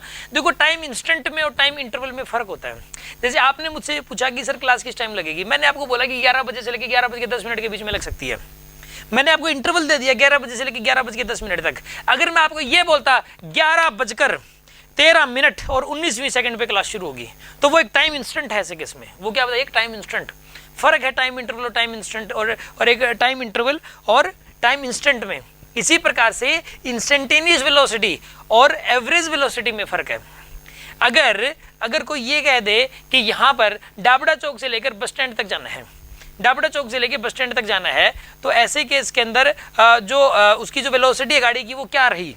अगर गाड़ी जा रही है डाबड़ा चौक से लेकर बस स्टैंड तक तो उसकी वेलोसिटी क्या रही, तो वो एवरेज वेलोसिटी पूछी गई है क्योंकि वेलोसिटी उसकी कम ज़्यादा होती रही है, कभी तो रुकी भी होगी वो रेड लाइट पे तो, और वो कहीं कहीं पे उसकी स्पीड बहुत ज़्यादा रही होगी, तो ऐसे केस के अंदर उसकी वो एवरेज पूछी गई है, तो कम ज़्यादा होती रही है उसकी वेलोसिटी तो। हाँ, अगर मैं आपको ये कहता कि बीच रास्ते में कैंप चौक जो पड़ता है वहाँ पर एक पेड़ है, पेड़, और वो मोटरसाइकिल से जब बंदा जा रहा था तो जब मोटरसाइकिल का जो पहिए का जो सेंटर है वो जब मोटरसाइकिल वो पेड़ के आगे से जब गुजर रहा था, ठीक है ना, और मोटरसाइकिल के पहिए का जो सेंटर है और जो पेड़ का बिल्कुल मिडल जो पॉइंट है वो जब आपने सामने थे उस इंस्टेंट पे मोटरसाइकिल की वेलोसिटी बताओ, तो बताइए ये क्या है, यहाँ पे वो इंस्टेंटेनियस वेलोसिटी है। समझ में आ गई होगी बात आपको।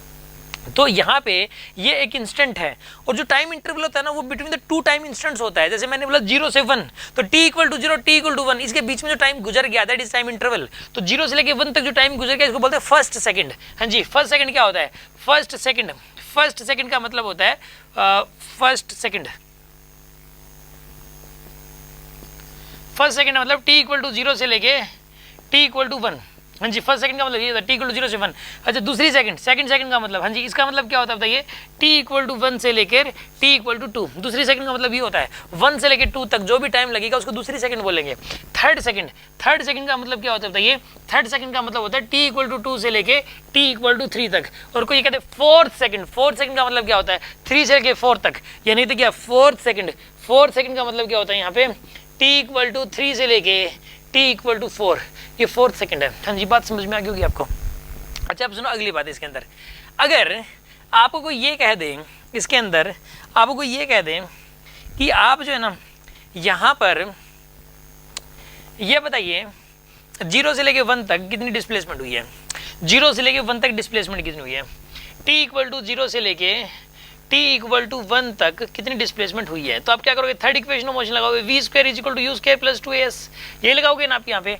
तो v की वैल्यू क्या पुट करोगे 30, यहाँ से लेके यहाँ तक अप्लाई कर रहे हो तो यहाँ और t = 1 पे जो वेलोसिटी होगी वही फाइनल वेलोसिटी होगी, ठीक है ना। जो फाइनली जो उसने टाइम दिया है वो वाला जो टाइम है उस टाइम पे जो वेलोसिटी होती है वही फाइनल वेलोसिटी होती है, और जो शुरू में जो वेलोसिटी देता है वही इनिशियल वेलोसिटी होती है। यहाँ पे t = 1 पे वेलोसिटी 30, यही फाइनल वेलोसिटी है 30 का स्क्वायर, ठीक है ना। और इनिशियल वेलोसिटी क्या है यहाँ पे बताइए, इनिशियल वेलोसिटी 40 है, यहाँ पे 40 का स्क्वायर -2s, a की वैल्यू 10, और s की वैल्यू बताइए, s की वैल्यू तो मैं निकालनी है s1 मान लो इसको। जब आप इसको सिंप्लीफाई करोगे तो s1 की जो वैल्यू निकल के आएगी वो 35 मीटर निकल के आएगी। हाँ जी, s1 की वैल्यू कितनी निकल के आएगी 35 मीटर। अगर कोई ये कहते हैं कि t इक्वल टू 1 से लेके 2 तक कितनी डिस्प्लेसमेंट हुई है, हाँ जी t इक्वल टू 1 से लेके t इक्वल टू 2 तक कितनी डिस्प्लेसमेंट हुई है, कोई ये कह दे तो कैसे करोगे बताइए आप। 1 से लेके 2 तक थर्ड इक्वेशन ऑफ मोशन लगाओगे, v square is equals to u square plus 2as करोगे आप इसके अंदर। v की वैल्यू क्या पुट करोगे बताइए 20, हाँ जी v की वैल्यू क्या पुट करोगे 20, और u की वैल्यू क्या पुट करोगे बताइए यहाँ पे 30 पुट करोगे, u की वैल्यू 30 और माइनस में 2, a की वैल्यू पुट करोगे 10 इंटू में s2। जब आप इसको सोल्व करोगे तो s2 की वैल्यू निकल के आएगी आपके पास 25 मीटर निकल के आएगी s2 की वैल्यू। हाँ जी, बात समझ में आ गई होगी आपको। अब t इक्वल टू 2 से लेके 3 तक, अगर कोई ये कहता है कि 2 से लेके 3 तक की बताइए आप, तो कैसे करोगे बताइए। t इक्वल टू 2 से लेके t इक्वल टू 3 तक की, हाँ जी कैसे सोल्व करोगे इसको। थर्ड इक्वेशन ऑफ मोशन लगाओगे, v square is equal to u square plus 2as करोगे आप इसके अंदर। v की वैल्यू हमें निकालनी है इसके अंदर, v की वैल्यू हमें दे रखी है यहाँ पे, v की वैल्यू कितनी दे रखी है बताइए 10, और u की वैल्यू कितनी दे रखी है आपको बताइए। u की वैल्यू इसके अंदर, u की वैल्यू कितनी दे रखी है आपको 20, हाँ जी 20 करोगे आप इसके अंदर, माइनस का 2, a की वैल्यू 10 और यहाँ पे पुट करोगे s3। जब आप इसको सोल्व करोगे तो ये निकल के आएगा 15 मीटर। अब मैं आपको समझाता हूँ, देखो कॉन्सेप्ट क्या है। कॉन्सेप्ट ये है कि जैसे कि आपने किसी बॉडी को ऊपर की तरफ फेंका था 40 मीटर पर सेकंड से, तो ऐसे केस में उसकी 1 सेकंड में, पहली 1 सेकंड में वो जो डिस्प्लेसमेंट कर लेगी वो 35 कर लेगी। आपने इनिशियल वेलोसिटी में से 5 कम कर दिया, इनिशियल वेलोसिटी में से 5 कम करिए, 40 में से 5 कम किया, कितना आ गया 35। 40 में से 5 कम कर दीजिए, कितना है 35। फिर अगली 1 सेकंड में ट्रैवल करेगी वो 25 मीटर, अगली 1 सेकंड में 25 मीटर, अगली 1 सेकंड में 15 मीटर, अगली 1 सेकंड में 5 मीटर। इस तरीके से होगा। बात समझ में आ रही है ना आपको। देखो सुनो, मैं दोबारा बताता हूँ आपको। अगर देखो अग्री कैसे निकालते हैं, मैं आपको एक ट्रिक बता रहा हूं। जैसे कि मान लो ये एक ट्रिक है, ये तो देखो एक प्रॉपर तरीका तो ये वाला था जो मैंने आपको सिखाया अभी। अब देखो ट्रिक क्या है कि अगर एक बॉडी को 80 मीटर पर सेकंड से ऊपर फेंक दिया जाए, हाँ जी एक बॉडी को ऊपर की तरफ 80 मीटर पर सेकंड से फेंक दिया जाए, तो पहली 1 सेकंड में वो डिस्टेंस ट्रैवल करेगी ऊपर की तरफ, वो ट्रैवल करेगी 75। अगर 80 से ऊपर फेंक दिया तो पहली सेकंड में 75, दूसरी सेकंड में 65, तीसरी सेकंड में 55, चौथी सेकंड में 45, पांचवी सेकंड में 35। इस तरीके से ट्रैवल होगा। अगर मान लो मैं ये कह दूं कि एक बॉडी है, उसको मैंने ऊपर की तरफ फेंका 50 मीटर पर सेकंड से, तो पहली सेकंड में कितना डिस्टेंस ट्रैवल करेगी बताइए 45, दूसरी सेकंड में 35, तीसरी सेकंड में 25, चौथी सेकंड में 15 ट्रैवल करेगी और उसके बाद 5 मीटर ट्रैवल करेगी। हाँ जी, बात समझ में आ गई होगी आपको।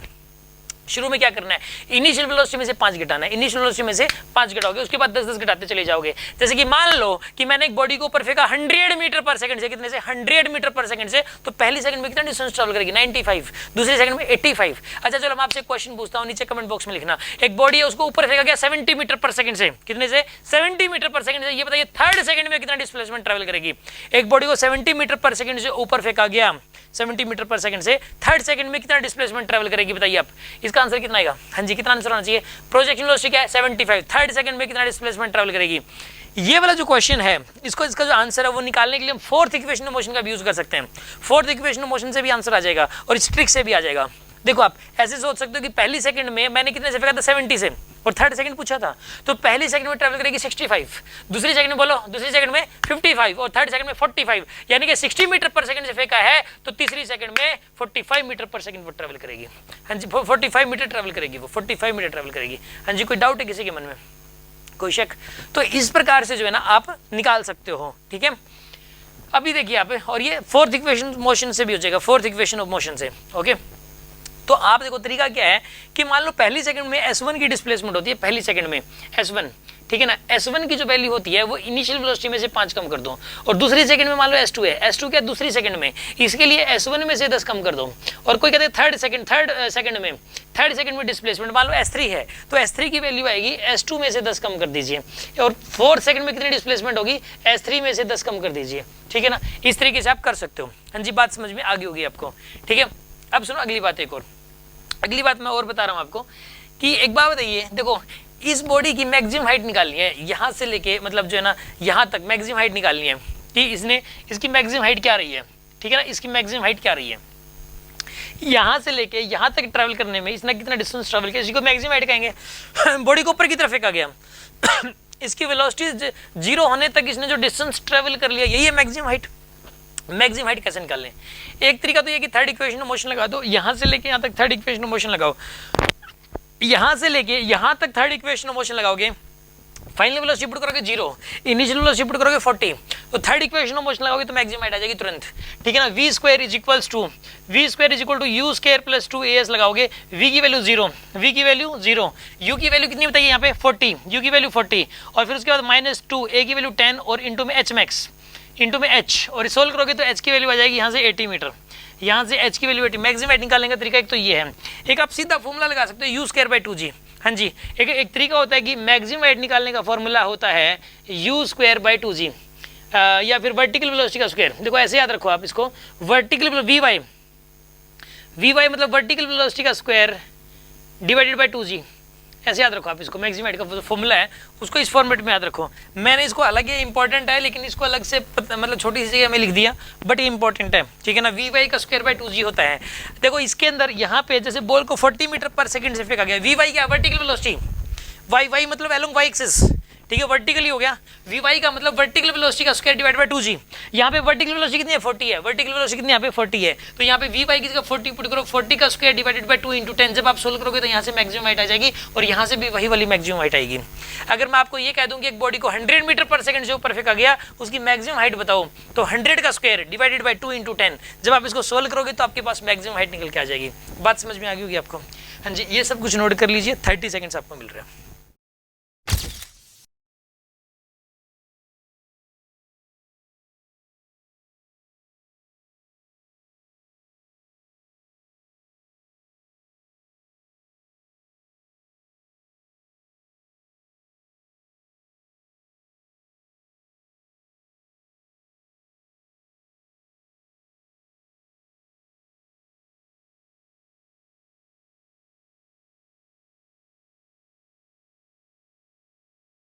अभी देखिए मैं आपको जो ना एक क्वेश्चन आपसे पूछता हूँ, ये बताइए आप मुझे, एक बॉडी को जीरो वेलोसिटी छोड़ दिया गया, जीरो स्पीड से ऊपर ही छोड़ दिया गया, ठीक है, और ये बताना आपको कि 80 मीटर ट्रैवल करने के बाद इसकी स्पीड क्या हो जाएगी। क्वेश्चन मेरा ये है, 80 मीटर ट्रैवल करने के बाद इसकी स्पीड क्या हो जाएगी, क्वेश्चन ये है। आप कैसे बताएंगे वैसे इसका जवाब? इसका जवाब देखो कैसे देंगे आप लगाएंगे इसमें V square is equal to U square plus 2as, ठीक है। वी की वैल्यू आपको निकालनी है, यू की वैल्यू 0 है, ठीक है ना, इनिशियल स्पीड तो 0 ही है, फिर प्लस में 2 एक्सेलरेशन कितना है इसका नीचे की तरफ 10 है, और h की वैल्यू कितनी बताइए यहाँ पे 80 है। जब आप इसको सोल्व करोगे तो कितना आएगा बताइए 1600, तो v की वैल्यू कितनी आएगी बताइए यहाँ पे 40 मीटर पर सेकंड। यही आंसर है इसका। हाँ जी, बात समझ आ रही कि नहीं आ रही आपको?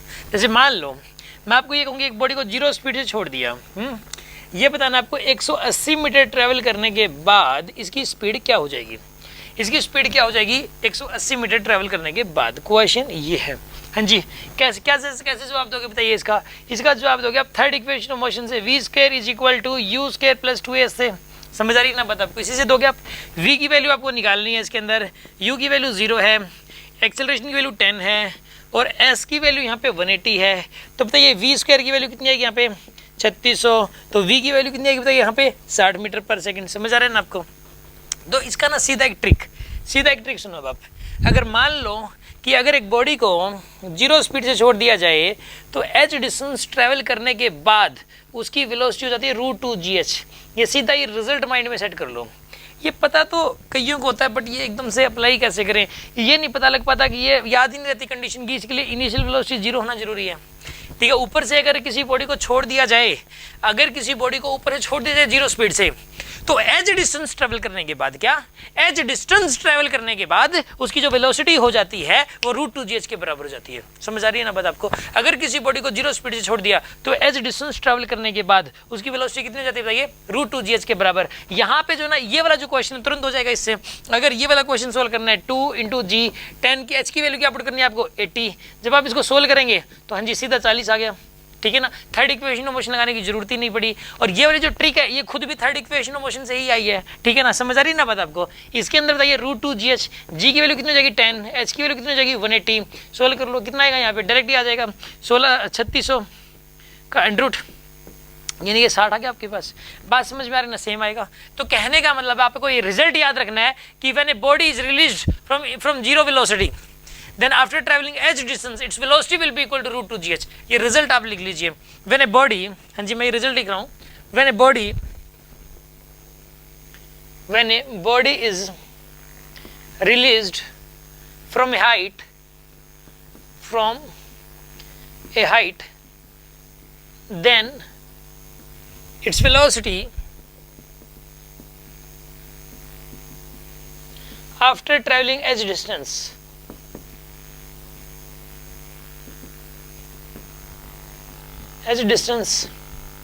is √2gh। हाँ जी, कोई डाउट है किसी के मन में? नोट कर लीजिए 20 seconds.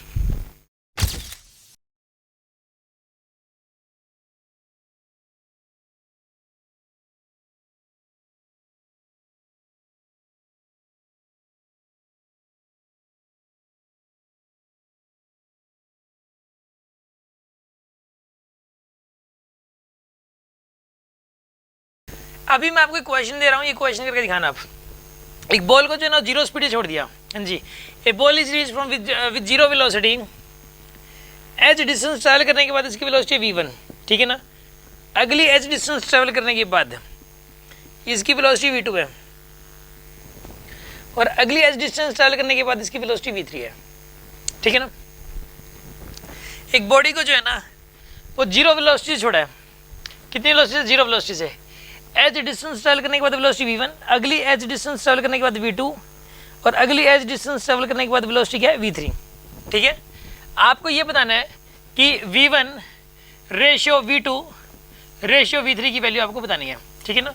v1 ratio v2 ratio v3 बताइए आप। इसके लिए आपको 30 सेकंड्स मिल रहे हैं और आप कमेंट बॉक्स में आंसर टाइप कीजिए।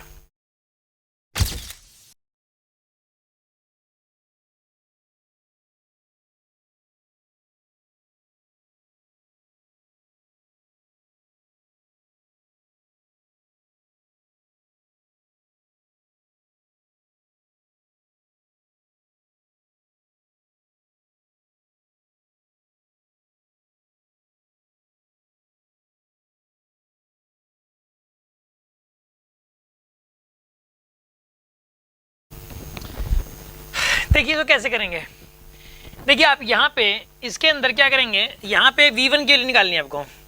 v1 की वैल्यू जाएगी √2gh, मानते हो कि नहीं मानते? √2gh हो जाएगी v1 की वैल्यू, हाँ जी। v1 की वैल्यू निकालनी है, वेलोसिटी यहाँ से लेके यहाँ तक डिस्टेंस ट्रैवल की h, तो कितनी हो जाएगी इसकी वेलोसिटी? √2gh के बराबर। अब हमें यहाँ की वेलोसिटी निकालनी है v2, हाँ जी, वेलोसिटी v2 निकालनी है। तो यहाँ से लेके यहाँ तक की जो डिस्टेंस है वो 2h हो जाएगी ना, ठीक है ना। यहाँ से लेके यहाँ तक की डिस्टेंस कितनी होगी? 2h। तो एक बार बताओ, जीरो वेलोसिटी है और 2h डिस्टेंस ट्रैवल करने के बाद वेलोसिटी v2 है, तो यहाँ से लेके यहाँ तक की डिस्टेंस लोगे आप ये, क्योंकि शुरुआत जीरो से होनी चाहिए।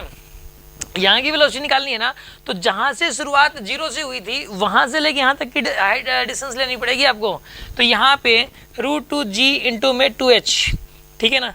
आप इसको सोल्व कर लीजिए। देखो इसको ना, इसको थोड़ा सिंपलेस्ट फॉर्म में लिखेंगे तो आप ऐसा हो जाएगा √2 इंटू √2gh, ये हो जाएगा आपके पास, ठीक है ना।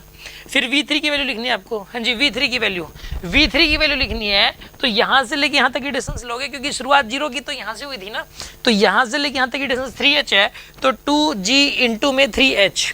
तो यहाँ पे कितना आएगा बताइए इसका? √3 को बाहर ले लो, इंटू में √2gh, ठीक है, ये आ जाएगा आपके पास। अब इन तीनों का रेशियो अगर आप लोगे, इन तीनों का रेशियो, तो बताइए कितना आएगा यहाँ पे? v1 ratio v2 ratio v3 की वैल्यू कितनी आएगी यहाँ पे? √2gh से √2gh कैंसिल, तो 1 रेशियो √2 रेशियो √3, ये आपके पास आंसर आएगा। समझ में आ गया होगा आपको? नोट कर लीजिए आप इसको, 15 seconds.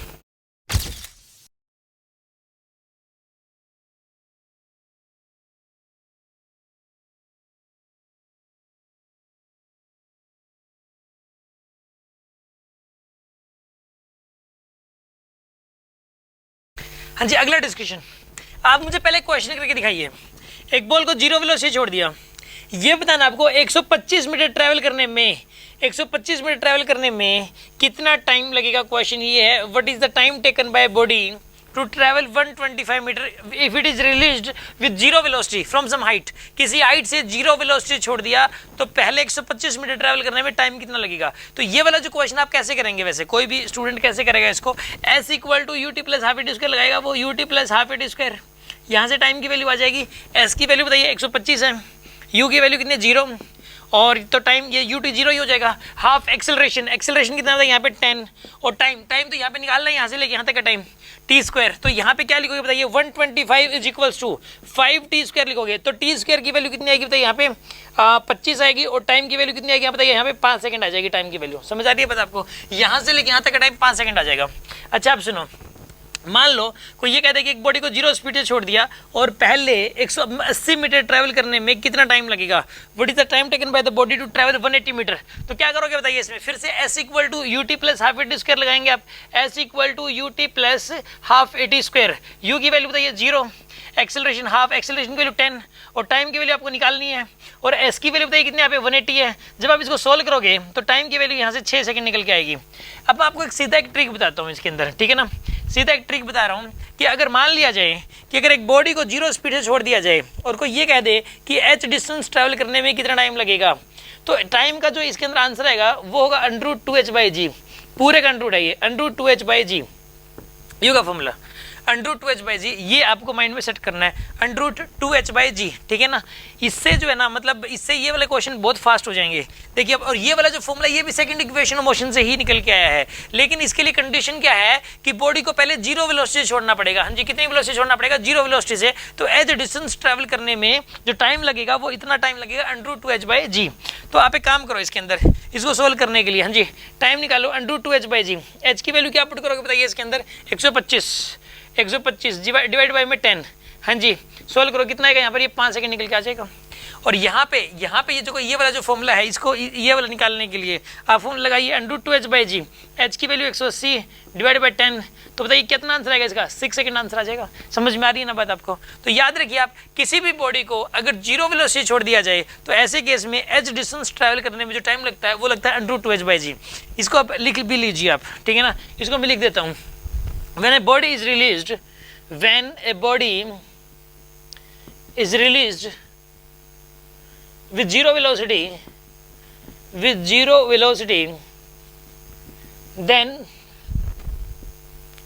time taken by it to travel first h distance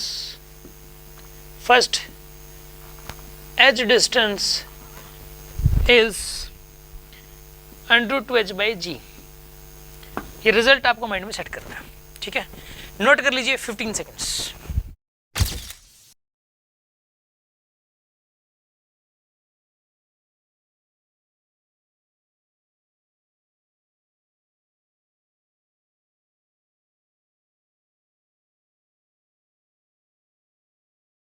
अभी देखिए आपको एक क्वेश्चन करके दिखाना है कि एक बॉडी को 0 स्पीड से छोड़ दिया, 0 स्पीड से छोड़ दिया, एच डी, ध्यान से करना, मतलब ये जितने भी स्टूडेंट्स करते हैं ना लगभग गलत होता है इसका आंसर जो है ना।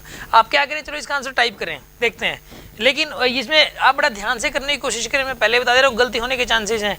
एज डिस्टेंस ट्रैवल करने में, तो ये ए पॉइंट है, ये बी पॉइंट है, ठीक है, फिर एज डिस्टेंस ट्रैवल की इसने, ठीक है, ये सी पॉइंट है, फिर एज डिस्टेंस ट्रैवल की इसने, ये डी पॉइंट है, ठीक है। Time from A to B, ratio time from B to C, ratio time from C to D, ये बताना आपको। सुनो आप, एक बॉडी को 0 स्पीड से छोड़ दिया, उसने पहले एज डिस्टेंस ट्रैवल की, ये जरूर नहीं बराबर टाइम में ट्रैवल की है, ये वाली ज़्यादा टाइम में ट्रैवल की होगी, ये और कम टाइम में, ये और कम टाइम में। जैसे जैसे बॉडी नीचे आएगी फास्ट होती जाएगी, उसकी स्पीड बढ़ती चली जाएगी, स्पीड बढ़ती चली जाएगी उसकी स्पीड। तो इस केस के अंदर बताइए ए से लेके बी तक जो टाइम लगेगा वो ज़्यादा लगेगा, बी से सी तक कम लगेगा, सी से लेके डी तक और टाइम कम लगेगा। अब आपको रेशियो बताना है, time from A to B, ratio time from B to C, ratio time from C to D, ये आपको सोल्व करके बताना है, ठीक है। और इसको करने के लिए आपको दी जा रही है 1 मिनट, सोल्व करिए।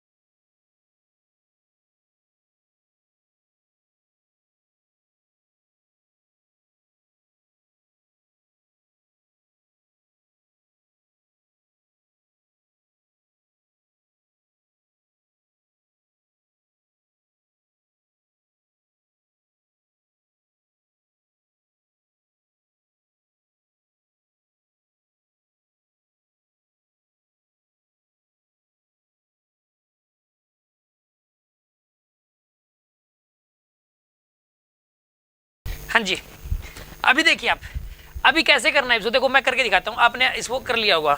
देखिए मैं करके दिखा रहा हूँ आपको। इसके अंदर time from A to B, अगर आपको time from A to B निकालना है तो √2h/g लगाओगे आप इसके अंदर, √2h/g, ये हो जाएगा सिंपल। अब आपको पता है time from B to C direct नहीं निकल सकता, time from B to C direct निकल ही नहीं सकता, क्योंकि बी पे वेलोसिटी जीरो नहीं है, बी पे वेलोसिटी जीरो नहीं है। यहाँ से लेके यहाँ तक के लिए आप कोई फॉर्मूला नहीं लगा सकते। हाँ, यहाँ से लेके यहाँ तक का टाइम निकल सकता है। ए से लेके सी तक के लिए आप √2h/g लगा सकते हो, बी से लेके सी तक के लिए नहीं लगा सकते। आपको लगाना पड़ेगा ए से लेके सी तक के लिए। बताइए टाइम फ्रॉम ए टू सी, ये निकालना पड़ेगा पहले, क्योंकि ना यहाँ पे ए पे वेलोसिटी जीरो है, बी पे वेलोसिटी जीरो नहीं है, ए पे वेलोसिटी जीरो है। तो आप बताइए टाइम फ्रॉम ए टू सी कितना आएगा यहाँ पे, √2h/g, 2h की वैल्यू 2h आ जाएगी, डिवाइडेड बाई में g, इसका √ ये आ जाएगा आपके पास। अब बताइए अगर ऐसे ही यहाँ पे सी टू डी तक का टाइम डायरेक्ट नहीं निकल सकता, टाइम ए टू डी तक का निकल सकता है। टाइम कहां से कहां तक का निकल सकता है, ए टू डी। आप टाइम निकालिए फ्रॉम ए टू डी। हाँ जी, time from A to D निकालना आपको, तो कैसे लिखोगे, 2 इंटू में, हाँ जी, 8 से लेके डी तक कितना है यहाँ पे, 3h डिवाइडेड बाई में g, इसका पूरे का √ ये आ जाएगा आपके पास। ठीक है ना। अभी तो time from A to B निकला है, अभी देखो टाइम निकालना है आपको, टाइम निकालना है आपको इसके अंदर अभी time from B to C. हाँ जी, time from B to C कैसे निकालोगे आप, इसके लिए आप ऐसा करो, time from A to C minus में time from A to B, इसको माइनस कर दीजिए आप। Time from A to C minus में time from A to B, B से लेके सी तक का टाइम तभी तो आएगा ना निकल के। आप एक काम करो, टाइम फ्रॉम ए टू सी कितना है इसके अंदर, ए टू सी कितना है यहाँ पे, यहाँ पे काम करो, 2 को बाहर लो इसमें, √2, और यहाँ पे आएगा √2h/g माइनस में time from A to B निकालना है आपको, time from A to B लिखना है। ये कितना आएगा यहाँ पे, √2h/g आएगा आपके पास। तो अब ऐसा करो आप, √2h/g इसको बाहर ले लिया आपने, फिर लिखोगे √2 - 1, ये आपके पास आएगा √2 - 1। हाँ जी, बात समझ में आ गई होगी आपको, √2 - 1। अभी हमें निकालना है इसके अंदर time from B to C, निकल गया ना। अब हमें time from C to D निकालना है इसके अंदर, time from C to D. हाँ जी, time from C to D कैसे निकालोगे बताइए आप, time from C to D. इसके लिए आप ऐसा करो, time from A to D निकाल लो पहले, तो time from A to D, फिर माइनस करोगे time from A to C को। जी, time from A to C को माइनस करोगे आप। इसके अंदर ऐसा करो आप, time from A to D में से time of A to C minus करना है आपको। तो कैसे करोगे, कैसे लिखोगे आप बताइए इसके अंदर। यहाँ पे आपको करना है इसके लिए, time from A to D कितना हो जाएगा बताइए, यहाँ पे 3 बाहर ले लो, √3 बाहर आएगा, 2h/g। और टाइम फ्रॉम ए टू सी क्या होता है यहाँ पे, टाइम फ्रॉम ए टू सी वो ये वाला है ना यहाँ पे, इसमें से √2 को एक बार बाहर ले लो, √2h/g ये आ जाएगा आपके पास। इसमें से भी अब आप √2h/g को कॉमन ले लो, आप √2h/g को कॉमन लोगे तो अंदर क्या बचेगा बताइए, √3 माइनस में √2। समझ में आ गया होगा आपको। अब आपको इन तीनों का रेशो लेना है, time from A to B ratio, time from B to C ratio, time from C to D. हाँ जी, सोल्व करिए आप इसको, time from A to B ratio time from B to C, time from B C, time from C to D, इनका ratio लोगे तो बताइए कितना बनेगा। ये बनेगा आपके पास √2h/g, ये कैंसिल हो जाएगा हर एक में से, तो ये आएगा 1 रेशियो √2 - 1 रेशियो √3 माइनस √2। हाँ जी, सोल्व कर लीजिए, आपके पास आंसर आ गया। ठीक है ना, सोल्व करने के बाद ये फाइनल आंसर यही है, बस इससे आगे और सोल्व नहीं होगा ये। ठीक है ना, नोट कर लीजिए 15 सेकेंड्स।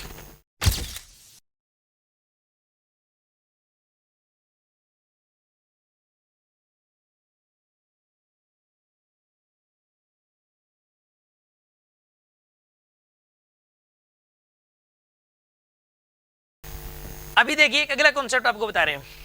देखो मान लिया जाए कि एक स्ट्रेट लाइन पाथ है, एक बॉडी है, इसकी इनिशियल वेलोसिटी u और इसकी फाइनल वेलोसिटी v है। समझ आ रहा है आपको, इसकी इनिशियल वेलोसिटी क्या है u और इसकी फाइनल वेलोसिटी क्या है v, और एक्सेलरेशन यूनिफॉर्म है, यूनिफॉर्म एक्सेलरेशन। हाँ जी, इसका एक्सेलरेशन क्या है, यूनिफॉर्म है। एक बॉडी की इनिशियल वेलोसिटी u है और फाइनल वेलोसिटी क्या है इसकी v, और यूनिफॉर्म एक्सेलरेशन है। आपको ये बताना है ये पोजीशन a है और ये पोजीशन b है। आपको ये बताना है कि a से लेके b तक जो टाइम लगेगा, इसके मिड टाइम पे वेलोसिटी क्या होगी, इसके मिड टाइम पे वेलोसिटी क्या होगी। देखो वेलोसिटी एट मिड टाइम का, वेलोसिटी एट मिड टाइम का जो फॉर्मूला होगा वो होगा u + v/2। हाँ जी, क्या हो जाएगा u + v/2, ये वेलोसिटी एट मिड टाइम का फॉर्मूला है। हाँ जी, वेलोसिटी एट मिड टाइम क्या होता है बताइए, u + v/2, याद रहेगा नहीं रहेगा वो, u + v/2, this is the velocity at mid time. ठीक है ना, यहाँ से लेके यहाँ तक जो भी टाइम लगेगा उसके ठीक आधे टाइम बाद जो वेलोसिटी हो जाएगी वो u + v/2 होगी। समझ आ गई ना बात आपको, ये वेलोसिटी एट मिड टाइम का फॉर्मूला है। हाँ, इसके लिए कंडीशन क्या है? कंडीशन है कि यूनिफॉर्म एक्सेलरेशन होना चाहिए, यूनिफॉर्म एक्सेलरेशन और यूनि डायरेक्शनल मोशन होनी चाहिए, एक ही डायरेक्शन में मोशन होनी चाहिए, वापसी नहीं आनी चाहिए बॉडी। यूनि डायरेक्शनल मोशन और यूनिफॉर्म एक्सेलरेशन होना चाहिए। अच्छा, इसके अंदर ये भी बोल सकता है वेलोसिटी एट मिड पाथ बताइए, velocity at mid path, velocity at mid path ये अलग है, इसका आंसर अलग, इसका फॉर्मूला अलग है। इसका फॉर्मूला आएगा u square plus V square divided by 2 पूरे का अंडर रूट, इसका फॉर्मूला ये आएगा, ठीक है ना। एक्चुअल में कई सारे स्टूडेंट्स को क्या लगता है कि सर यहाँ पे जो ना कई सारे स्टूडेंट्स को पता है क्या लगता है कि सर ये एक ही बात है, वेलोसिटी एट मिड टाइम और velocity at mid path. Sir वो मिड टाइम पे ही तो मिड पाथ पे होगी, ऐसा नहीं है। अगर बॉडी यूनिफॉर्म स्पीड से जा रही होती, अगर उसकी स्पीड बढ़ ना रही होती, यूनिफॉर्म स्पीड से जा रही होती, फिर तो मिड टाइम पे वो मिड पाथ पे ही होती। लेकिन यहाँ पर भाई यूनिफॉर्म एक्सेलरेशन है, यहाँ पे स्पीड बढ़ रही है इस केस के अंदर। और अगर स्पीड बढ़ रही है तो यहाँ पर ऐसा नहीं है कि मतलब जो है ना यहाँ पे आधे टाइम बाद आधे रास्ते में ही होगी, शुरू में वो स्लो होगी, बाद में वो फास्ट हो जाएगी। बात समझ में आ रही है कि नहीं आ रही आपको? मान लिया जाए कि 5 मंजिल का मकान है, 5 मंजिल का, ऐसा सोचो कि चलो 2 मंजिल का मकान है, 2 ऊंची मंजिल है, ठीक है ना। ऊपर से एक बॉल को छोड़ दिया, इक्वल हाइट है, पहले वाली जो 10 फुट की हाइट है, पहले वाली जो मंजिल है एक बिल्डिंग के अंदर, और दूसरे वाली मंजिल जो है वो भी 10 फुट की है। ऊपर से बॉल को छोड़ दिया, पहले वाली मंजिल को वो जल्दी कवर करेगी या दूसरे वाली मंजिल को? पहले वाली मंजिल को वो लेट कवर करे, वो टाइम ज़्यादा लगाएगी। दूसरे वाली मंजिल को वो जल्दी, नीचे वाली को जल्दी कवर कर जाएगी, क्योंकि नीचे आने पर उसकी स्पीड बढ़ रही है ना, नीचे आते आते स्पीड ज़्यादा हो जाएगी उसकी, तो बहुत कम समय लगेगा सबसे नीचे वाली फ्लोर को कवर करने में। तो उसको तो कहने का मतलब यहाँ पर क्योंकि यूनिफॉर्म एक्सेलरेशन है, अगर यूनिफॉर्म एक्सेलरेशन होता है तो जरूरी नहीं है कि मिड पाथ पे, मिड टाइम पे ही मिड पाथ होगा। समझ आ रही है बात आपको? तो मिड टाइम का फॉर्मूला ये है, मिड पाथ का फॉर्मूला ये है। जैसे मान लो आपको ये कह दें कि एक बॉडी है, इसकी इनिशियल वेलोसिटी 10 मीटर पर सेकंड है, इनिशियल वेलोसिटी क्या 10 मीटर पर सेकंड, और इसकी वेलोसिटी ए पोजीशन पे है 10 मीटर पर सेकंड, और बी पोजीशन पे इसकी जो वेलोसिटी है वो 30 मीटर पर सेकंड है, ठीक है। अब ये कह दिया यहाँ से लेके यहाँ तक एक्सेलरेशन कितना वो उसने दिया ही नहीं, यूनिफॉर्म है, लेकिन ये बता दिया, ये बताना जरूरी है एक्सेलरेशन कैसा बताइए उसका, यूनिफॉर्म है एक्सेलरेशन, लेकिन कितना है ये नहीं बताया। तो इस केस के अंदर बताइए वेलोसिटी एट मिड टाइम क्या हो जाएगा बताइए, velocity at mid time u plus V by 2 10 plus 30 divided by 2, यानी कितना आएगा यहाँ पर, ये 20 मीटर पर सेकेंड आएगा, यहाँ पे 20 मीटर पर सेकेंड आएगा। और वेलोसिटी एट मिड पाथ बताइए कितना आएगा इस केस के अंदर, वेलोसिटी एट मिड पाथ 10 का स्क्वायर प्लस 30 का स्क्वायर पूरे का 30 का स्क्वायर डिवाइडेड बाय 2 और इस पूरे का अंडर रूट। हाँ जी, ये आ जाएगा आपके पास। जब आप सोल्व करोगे तो आपके पास आंसर आ जाएगा। एक बार एग्जाम में क्वेश्चन क्या आया सुनो आप, एग्जाम में क्वेश्चन ये आया कि एक ट्रेन है, देखो 3 पोल खड़े हुए हैं, 3 पोल हैं इक्वल ए और बी, 3 पोल हैं, फर्स्ट सेकंड और थर्ड। फर्स्ट और सेकंड के बीच का जो गैप है, सेकंड और थर्ड के बीच का गैप वही है, समझो। फर्स्ट और सेकंड के बीच का जो गैप है, सेकंड और थर्ड के बीच का गैप वही है। 3 पोल हैं लगातार लाइन में, ठीक है। एक ट्रेन गई और ट्रेन यूनिफॉर्म एक्सेलरेशन से जा रही है। ट्रेन कितने जा रही है? यूनिफॉर्म एक्सेलरेशन से। जब वो पहले वाले पोल के पास थी तो उसकी स्पीड थी मान लो 10, पहले वाले पोल के पास स्पीड कितनी थी उसकी 10, और तीसरे वाले पोल के पास उसकी स्पीड थी 30, तीसरे वाले पोल के पास वेलोसिटी कितनी थी 30। तो ये बताना है कि मिड पोल जो दूसरा पोल है वहां पे उसकी स्पीड क्या होगी, जो दूसरा पोल है वहां पर उसकी जो स्पीड है ना वो निकालने के लिए ये वाला फॉर्मूला लगाओगे आप, ये वाला formula u square plus V square by 2 पूरे का अंडर रूट, क्योंकि वो मिड पाथ पे वेलोसिटी पूछ रहा है और ट्रेन का एक्सेलरेशन यूनिफॉर्म है, फर्स्ट और थर्ड के ठीक बीच में है दूसरे वाला पोल, तो वहां पे वेलोसिटी पूछने का मतलब मिड पाथ पे वेलोसिटी पूछी जा रही है। तो याद रखिए वेलोसिटी एट मिड टाइम होता है u प्लस वी बाय 2 और वेलोसिटी एट मिड पाथ होता है u square plus V square by 2 पूरे का अंडर रूट। नोट कर लीजिए 20 सेकंड्स।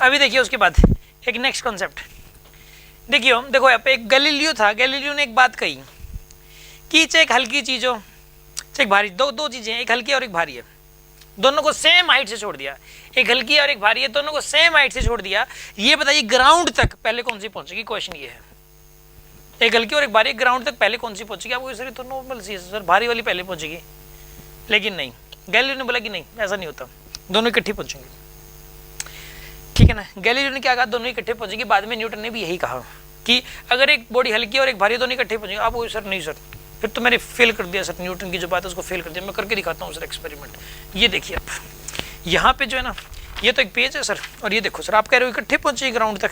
चलो देखते हैं सर कौन सी पहले पहुंचेगी। वो तो नीचे गिर चुका है पहले ही डस्टर। तो एक्चुअल में यहां पर सुनो आप, यहां पर जो ना एयर है, यहां पर एयर है। अगर एयर ना होना, न्यूटन ने पता है क्या किया था, एक बड़ा सा बॉक्स तैयार किया उसने। वो वाला जो बॉक्स था कांच का था, अंदर से दिखता था, बाहर से देखने पे दिखता था वो। और उसने क्या किया कि ऊपर से दो ऑब्जेक्ट छोड़े गए, एक कॉइन था और एक इसी टाइप का जो पेज जैसे था, इसी टाइप का कुछ फ्लैट चीज थी। और अंदर उसने वैक्यूम क्रिएट कर दिया। अंदर एयर नहीं थी, पूरी हवा उसने बाहर निकाल दी। और वैक्यूम क्रिएट करने के बाद उसने दो ऑब्जेक्ट को गिराया तो वो इकट्ठे ही पहुंचे थे। अगर इस कमरे में एयर ना होती, वैक्यूम क्रिएट किया जाता और दोनों ऑब्जेक्ट को छोड़ा जाता तो वो इकट्ठे ही पहुंचते ऐसे इसके अंदर। बात समझ में आ गई आपको? एक्चुअल में ये वाली बात पहले गैलीलियो ने बताई थी, लेकिन गैलीलियो की बात को किसी ने मानना नहीं, क्योंकि वो उसको प्रूफ नहीं कर पाया था, उसके पास वो एक्सप्लेन नहीं कर पाया था उस चीज़ को, उसके पास टेक्नोलॉजी नहीं थी कुछ। और लेकिन न्यूटन टेक्निकल था, टेक्नोलॉजी थी उसके पास, लेकिन गैलीलियो से ज़्यादा नॉलेज नहीं थी उसके पास। गैलीलियो की बहुत सारी चीज़ें आज तक भी समझ नहीं आई कि उसने कहा क्या था। और गैलीलियो ने जब ये बात बताई तो लोगों ने उसको फ्रॉड समझा, गलत समझा, और वो जेल में पड़ा रहा। उसकी पूरी जिंदगी जेल में ही गई है वो, क्योंकि लोग ये कहते थे कि गलत गलत बात, सारे फिजिसिस्ट जितने भी थे सभी कहते थे गलत गलत बोलता है बहुत, हालांकि उसकी सारी बातें सही थी। लेकिन न्यूटन ने उसको प्रूफ कर दिया। न्यूटन ने उसकी इस बात को प्रूफ कर दिया था कि एक हल्की या भारी चीज हो तो वो दोनों इकट्ठे ही पहुंचती है। एक्चुअल में आप याद रखिए, क्योंकि आप एक बात बताओ कि कोई भी बॉडी नीचे कितने टाइम में पहुंचेगी, ये निकालने के लिए कहीं मैंने मास का यूज किया? कोई भी इक्वेशन ऑफ मोशन कहीं पर भी टाइम निकालने के लिए अभी तक क्या कोई मास का यूज हुआ? नहीं हुआ ना। तो इसका मतलब मास पे डिपेंडेंस ही नहीं है, ठीक है ना, मास पे कोई डिपेंडेंस नहीं है। यानी कि रूल क्या चीज है? रूल है कि इफ टू बॉडीज, देखो two bodies, if two bodies of different masses are released from same height and at same time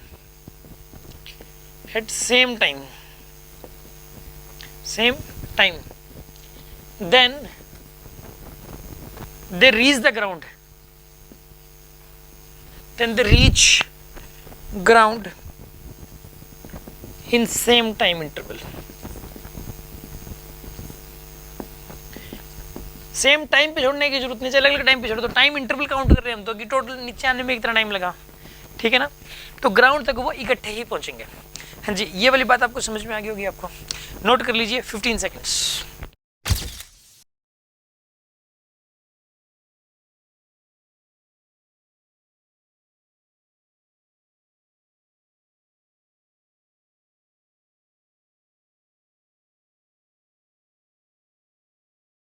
अभी देखिए उसके बाद नेक्स्ट कॉन्सेप्ट, मान लिया जाए कि एक बॉडी को जीरो स्पीड छोड़ दिया, ठीक है। आपको पता है ये किसी भी हाइट से छोड़ो पहली सेकंड में 5 मिनट ट्रैवल होता है, चाहे कुछ भी हो जाए। अगर किसी भी बॉडी को, किसी भी मास की बॉडी को कितनी भी हाइट से छोड़ो पहली सेकंड में हमेशा 5 मिनट ट्रैवल होता है, चाहे कुछ भी हो जाए। पहली सेकंड में कितना ट्रैवल करेगी? 5 मीटर। ये ए पोजिशन से चली और ये बी पोजिशन पे आ गई, यानी कि फर्स्ट सेकंड, यानी कि मान लो टी इक्वल टू 0 पे छोड़ा इसको, ठीक है ना। ऐसा सोचो कि टी इक्वल टू 0 पे आपने इसको छोड़ा तो टी इक्वल टू 1 पे ये टी इक्वल टू 1 तक 5 मिनट ट्रैवल कर चुकी होगी। सर इस बात का प्रूफ? कोई बात नहीं, फोर्थ इक्वेशन ऑफ मोशन लगा दो। Fourth equation of motion Sn is equals to u plus a/2 into 2n-1 लगा दीजिए आप। u की वैल्यू क्या लिखोगे? 0। एक्सेलरेशन की वैल्यू क्या पुट करोगे? 10 इंटू में 2, और n की वैल्यू क्या पुट करोगे? 1 तो 16 करोगे तो 5 मीटर आएगा। देखिए आप, इसमें कहीं कोई मास की जरूरत नहीं पड़ी, ये ग्राउंड से कितनी हाइट से छोड़ा गया ये भी मैटर नहीं करता, ठीक है ना। तो पहली सेकंड में 5 मीटर ही ट्रेवल होगा, ठीक है ना। अब देखिए आप t इक्वल टू 2 तक आपको पता है 15 मीटर ट्रेवल होगा, 15 मीटर, यानी कि दूसरी सेकंड में हमेशा 15 ट्रेवल होता है। चाहे आप ये इक्वेशन ऑफ मोशन लगा दीजिए तो देख लीजिए आप, Sn is equals to u plus a/2 into 2n-1 ही लगाना है ना आपको, 2n-1 लगाइए आप। u की वैल्यू 0, एक्सेलरेशन 10, और यहाँ पे आएगा 2 इंटू में 2-1, यानी कितना आएगा बताइए यहाँ पे, कितना आ जाएगा बताइए? 2 टू 4, 4-1 3 आ जाएगा, तो 15 मीटर आएगा सोल्व करके ये, ठीक है ना। और तीसरी सेकंड में, थर्ड सेकंड में, यानी कि t इक्वल टू 2 से लेकर t इक्वल टू 3 तक 25 मीटर ट्रैवल होगा, उसके बाद 35 मीटर ट्रैवल होगा। अगर किसी बॉडी को जीरो वेलोसिटी छोड़ दिया जाए तो पहली सेकंड में 5 मीटर, फिर दूसरी सेकंड में 15 मीटर, फिर तीसरी सेकंड में 25 मीटर, चौथी सेकंड में 45 मीटर, 35 मीटर, 5, 15, 25, चौथी सेकंड में 35 और फिर पांचवी सेकंड में 45 मीटर, इस तरीके से ट्रैवल होता है। समझ में आ रही है ना बात आपको? तो आप इस बात को नोट करके लिख लीजिए कि if a body is released from a height, released में जीरो वेलोसिटी छुपा हुआ है, अलग से लिखने की जरूरत नहीं है। रिलीज्ड वर्ड का मतलब जस्ट रिलीज हुई है, यानी कि जीरो स्पीड से छोड़ा गया है। Is release from a height then distance travelled in first second is 5 meter, in second second is 15 meter, in third second is 25 meter। हाँ जी, बात समझ में आ गई होगी आपको। अच्छा अब सुनो, एग्जाम में एक बार क्वेश्चन क्या आया कि जो पहली सेकंड में, फर्स्ट सेकंड में और दूसरी सेकंड में और थर्ड सेकंड में जो डिस्टेंस ट्रैवल होगी उनका रेशियो बताओ आप। तो कितना आएगा? ये 5:15:25 ये करोगे ना आप, तो 1:3:5 ये आंसर आ जाएगा इसका। 1:3:5 क्या जाता है कि एक बॉडी को जीरो स्पीड से छोड़ा गया, पहली सेकंड में जो डिस्टेंस ट्रैवल होगी, दूसरी सेकंड में जो ट्रैवल होगी और तीसरी सेकंड में जो डिस्टेंस ट्रैवल होगी, उनका रेशियो बताओ। तो 5:15:25 1:3:5 आएगा। अच्छा एक बार एग्जाम में देखिए क्या आता है कि एक बॉल है, उसको छत से छोड़ा गया, पहली सेकंड में वो छत से जितने डिस्टेंस पे होगी और दूसरी सेकंड में वो छत से जितनी डिस्टेंस पे होगी और तीसरी सेकंड में t=4, तीसरी सेकंड में वो छत से जितनी डिस्टेंस पे होगी, उनका रेशियो बताओ। फर्क है बात में, देखो फर्क क्या है, दोबारा सुनो। एक बॉडी है, उसको जीरो स्पीड छोड़ा गया, पहली सेकंड में जो डिस्टेंस ट्रेवल की, पहले वाले में तो क्या बोला था मैंने, पहले वाले में क्या बोला था वो बता रहा हूँ। पहली सेकंड में जो डिस्टेंस ट्रेवल की वो, फिर दूसरी सेकंड में, सिर्फ दूसरी सेकंड में जो डिस्टेंस ट्रेवल की वो, और फिर सिर्फ तीसरी सेकंड में जो डिस्टेंस ट्रैवल की वो, उनका रेशियो बताओ। तो उनका आंसर आएगा ये वाला, उसका आंसर ये वाला है 1:3:5। अब सुनो दूसरा क्या मैंने बोला, एक बॉडी को जीरो वेलोसिटी छोड़ा गया, पहली सेकंड बाद जो छत से डिस्टेंस होगी वो, फिर दूसरी सेकंड खत्म होने के बाद जो छत से डिस्टेंस होगी, फिर तीसरी सेकंड खत्म होने के बाद जो छत से डिस्टेंस होगी, उसका रेशियो बताओ। आ रही है बात समझ में आपको? एक बात बताइए, पहली सेकंड बाद छत से कितनी डिस्टेंस होगी? 5 मीटर। दूसरी सेकंड बाद यानी कि यहां पर छत से डिस्टेंस होगी, यहां से लेके यहां तक कितना? 20 मीटर। समझ आ रहा है ना? 5 + 15 20 मीटर आएगा ये। फिर 3 सेकंड बाद यानी यहां पे जब बॉडी होगी तो छत से डिस्टेंस कितनी होगी बताइए? 45 मीटर। 45 मीटर। रेशियो कितना आएगा बताइए? 1:4:9 ये आंसर है इसका। आप जब भी इस टाइप का क्वेश्चन आए ना, तो अगर एक बॉडी को रिलीज किया गया और डिस्टेंसेस का रेशियो पूछ रहा है, तो आप उस क्वेश्चन को बड़ा ध्यान से देखना आप कि पूछ क्या रहा है, छत से डिस्टेंस पूछ रहा है या फिर उसी बॉडी, वही बॉडी जब फर्स्ट सेकंड थर्ड जो सेकंडों में जो डिस्टेंस ट्रैवल उसका रेशियो क्या पूछ क्या रहा है आखिर, ये आपको बड़ा ध्यान से देखने की जरूरत है। उसमें आंसर कई बार ये आंसर रहता है कुछ क्वेश्चंस का, कुछ एक का आंसर ये होता है। बात समझ में आ गई आपको? नोट कर लीजिए 20 सेकेंड्स।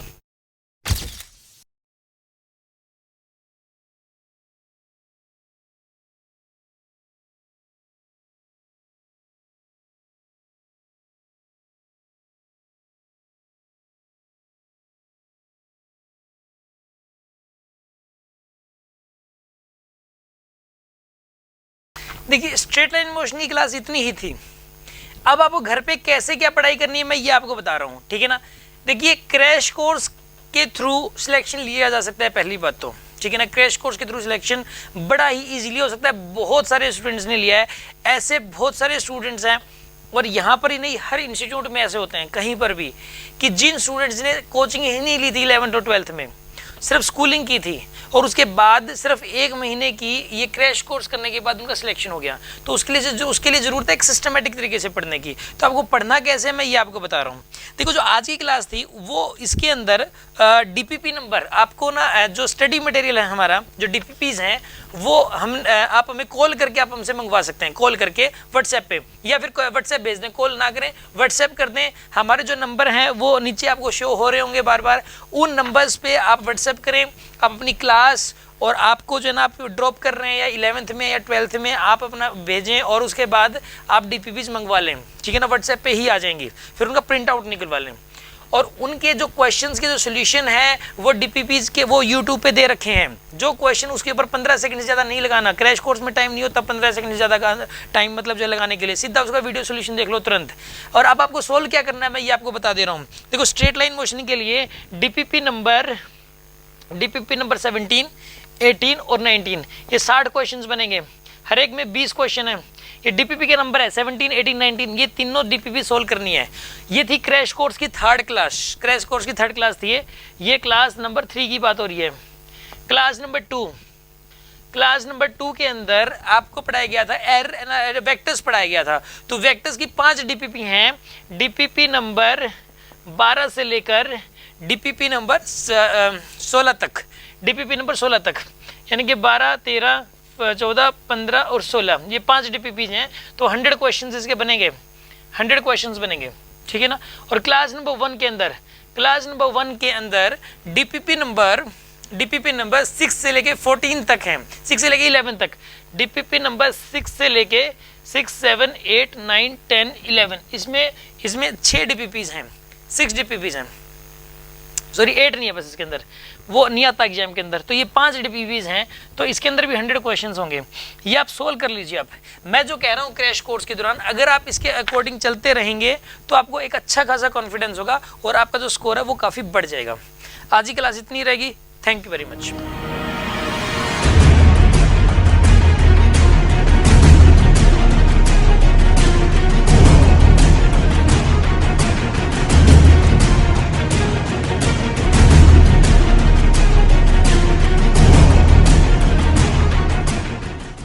जितने भी लोग हैं यहाँ पर या फिर पूरे ऑल ओवर वर्ल्ड में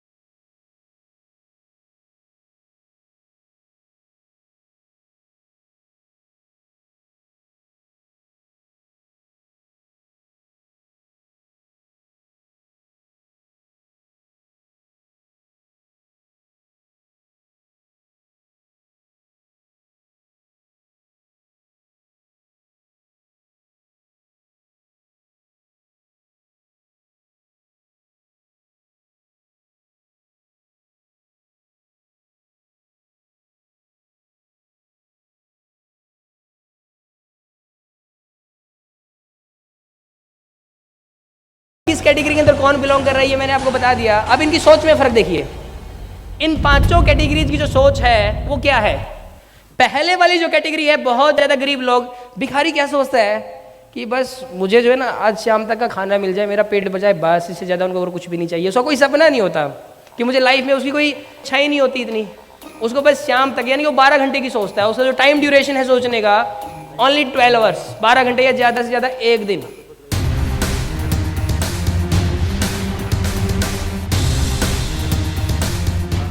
उसके बाद है गरीब लोग यानी कि मजदूर। आपने कभी देखा हो कि जो मजदूर लोग हैं उनको पगार मिलती है 3 या 4 दिन के बाद या 1 हफ्ते बाद, यानी कि इनके जो सोचने का टाइम ड्यूरेशन है और ये इसको जो मिलता है एक मजदूर को वो मैनेज करके चलता है अपना उतने के अंदर। तो मतलब इसका जो टाइम ड्यूरेशन है सोचने का वो 1 वीक हम लोग बोल सकते हैं। उसके बाद नेक्स्ट है मिडिल क्लास।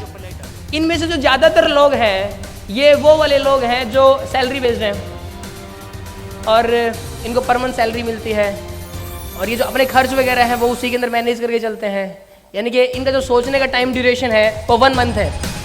उसके बाद है अमीर लोग। ये लोग कौन है ज़्यादातर? ये हैं बहुत अच्छे डॉक्टर्स, अच्छे इंजीनियर्स या अच्छे मैनेजर्स हो सकते हैं, या फिर और कोई अच्छी पोस्ट हो सकती है। ये वो लोग हैं। एक अच्छे बिजनेसमैन भी इसके अंदर हो सकते हैं। बिजनेसमैन, जो बिजनेसमैन होता है वो अपना जो आउटपुट है, अपनी जो इनकम है, वो एक साल के हिसाब से काउंट करता है। वो एक साल का बनाता है पूरा हिसाब कि मैंने इस साल इतना कमाया। वो 1 ईयर टारगेट लेके चलता है। और इवन जो अच्छे डॉक्टर्स और इंजीनियर्स हैं, उनकी भी सैलरी नहीं होती पर मंथ, उनका पैकेज होता है कि एक साल का आपका ये पैकेज है, 1 ईयर का ही कॉन्ट्रैक्ट होता है उसके साथ। तो यानी कि इनकी जो सोच है वो 1 ईयर है, एक साल तक ये सोचते हैं। इनका टाइम ड्यूरेशन सोचने का 1 ईयर है किसी भी प्रोजेक्ट के बारे में। उसके बाद जो नेक्स्ट है दैट इज़ वेरी रिच। इसके अंदर हम लोग टॉप क्लास इंजीनियर्स या टॉप क्लास डॉक्टर्स या टॉप क्लास बिजनेसमैन, उनको हम लोग डाल सकते हैं। जो अंबानी, टाटा बिरला, ये सारे लोग इसी कैटेगरी के अंदर आते हैं। इन लोगों का कोई भी प्रोजेक्ट 5 साल से कम नहीं होता, 5 ईयर्स। और जो वो टॉप क्लास डॉक्टर्स या इंजीनियर्स हैं, अगर वहाँ पर उनकी इतनी ज़्यादा रिस्पॉन्सिबिलिटी है, उनको मिनिमम 5 ईयर्स का ही प्रोजेक्ट दिया जाता है। यानी कि टाइम ड्यूरेशन बढ़ता जा रहा है सभी का। जैसे जैसे इनकी इनकम में ग्रो हो रहा है, वैसे वैसे टाइम ड्यूरेशन के अंदर भी ग्रो हो रहा है।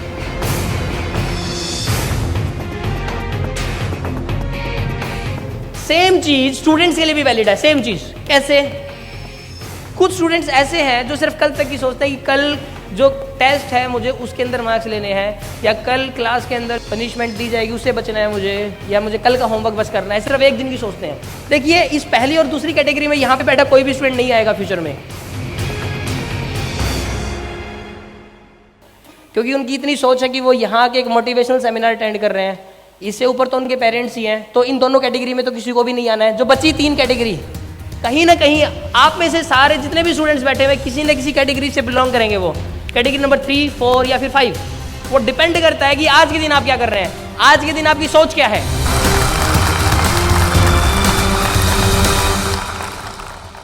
जो स्टूडेंट सिर्फ एक दिन का सोचते हैं, उनका टाइम ड्यूरेशन सिर्फ एक ही दिन हुआ।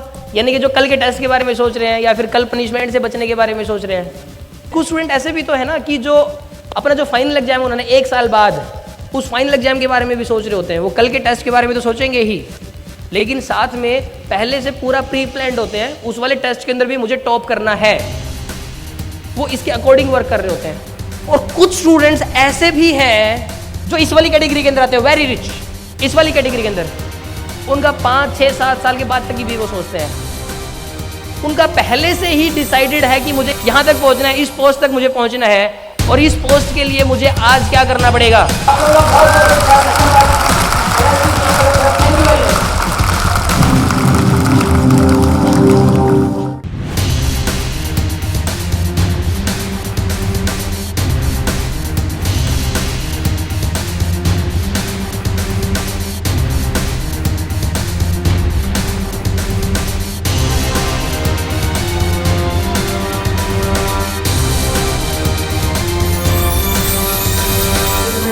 श्री डी.के. गोयल जी, हिसार में जाना माना नाम है आज फिजिक्स में डी.के. गोयल जी।